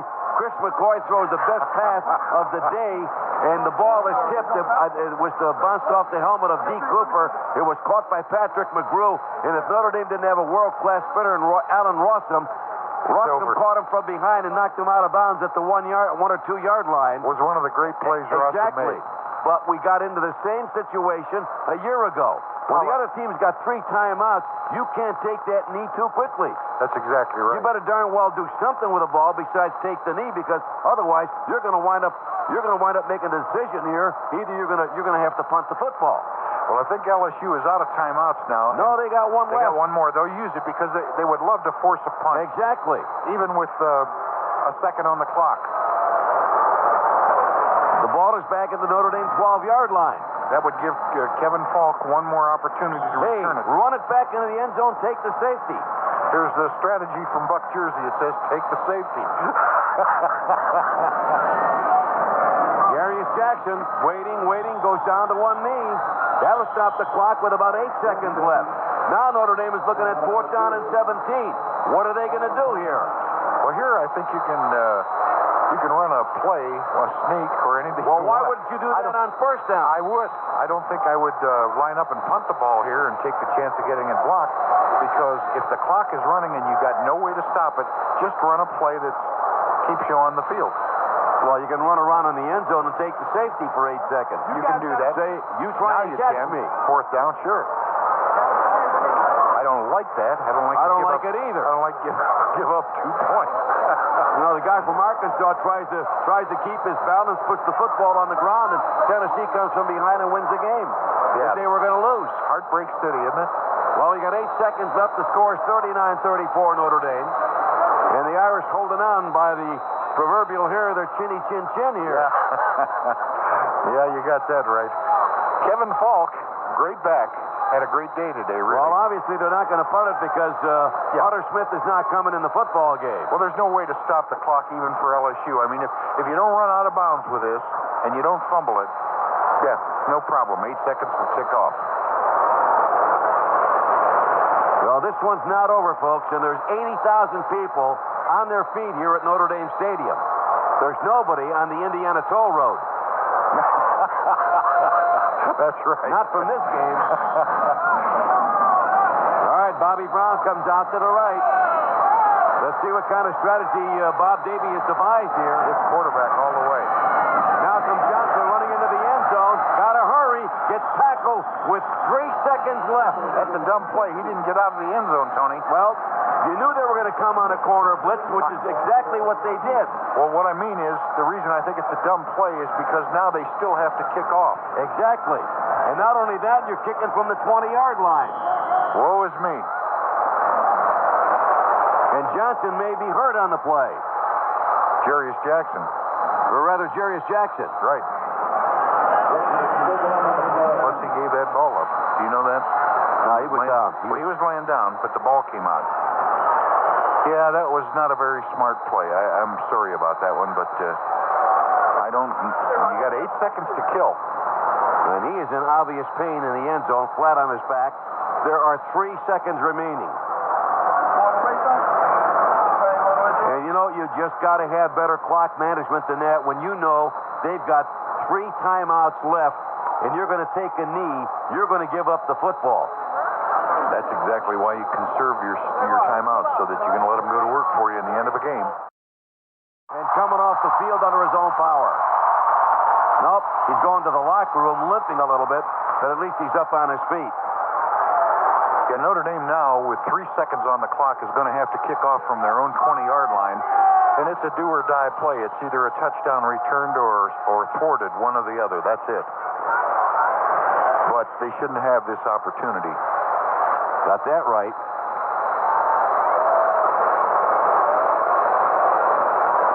With 3 seconds left to go. Now they'll squiv it. You think? You'd think. Yeah. 39-36. I'll tell you what, I'd pull my eyelashes out if I thought I had to kick to Kevin Falk again. Well, he's back there.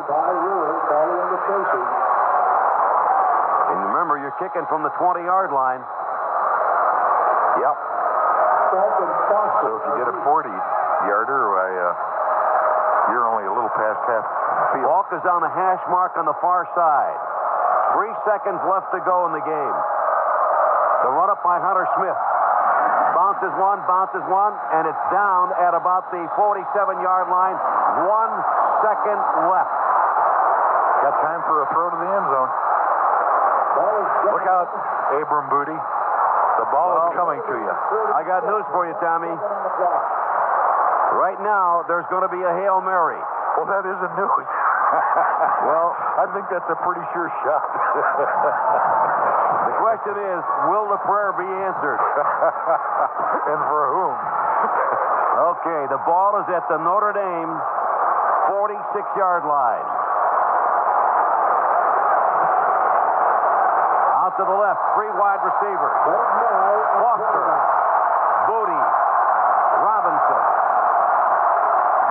Greg Null back to throw. Going for all of it. High pass. Hail Mary. End zone. It is incomplete. No prayer answered today.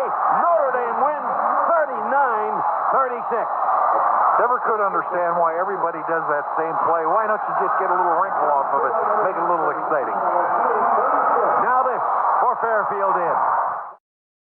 Our Notre Dame player of the game is Jarius Jackson, who had 372 total yards. Matter of fact, his 276 passing today is a new career high. He set that earlier against Army.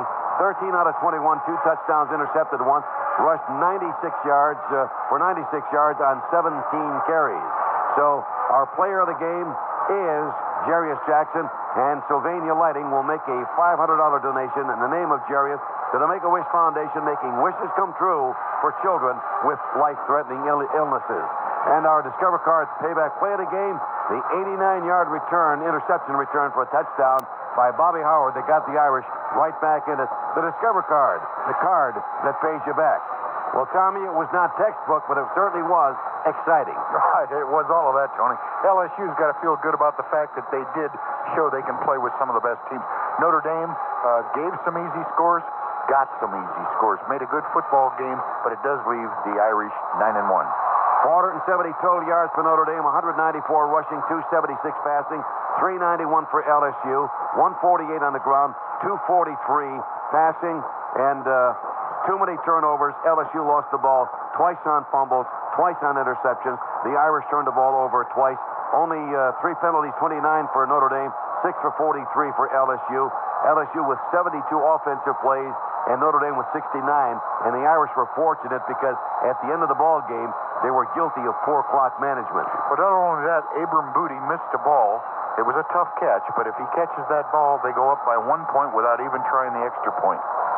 And it didn't near miss, no question about it. Well, you got to win them in a lucky season. Exactly, and for the first time in the second half, Notre Dame certainly met its match because LSU was a very formidable opponent, and I'm not sure I'd have thrown the ball as much as they did with a runner like Kevin Falk. I agree, Tony, absolutely. Again, our final score is 39-36, Notre Dame over LSU. This is Notre Dame football on Westwood One. Our final score, 39-36, and tomorrow from 11 o'clock until 2 at the Notre Dame bookstore, Petals from a Rose, authored by Tom Pagna, the forward written by Ara Parsegian, and a portion of every sale of this book goes to the foundation, the Ara Parsegian Foundation for Niemann Pick disease, and you can't find the book in your bookstore. It's 1-800-8, make that 1-888-HYSTERIA, 1-888 Hysteria, and they'll tell you where you can get it. You can order it that way. Thomas, Not a great Notre Dame team, but one that is good enough to be 9-1. If we look at our Courtyard by Marriott passing stats, Jarius Jackson had a career day today with 276 yards passing, 13 out of 21, 2 touchdowns, intercepted 1 time. And Tyler of LSU, 14 out of 21, 173 yards, 2 touchdowns, but he got picked off twice. And Craig Nall is back up 4 out of 9 for a total of 70 yards. And it was just a day of offense, and it was a day where the kicking game and the special teams really had a tough time. They really did, Tony. And you know what? You mentioned the fact that it may not have been the greatest showing. However, they defended the home field. They can become an elite team if they win next week against Southern Cal. Not too many Notre Dame teams, regardless of the season, have won 10 games in a single season. So that's a goal to shoot for.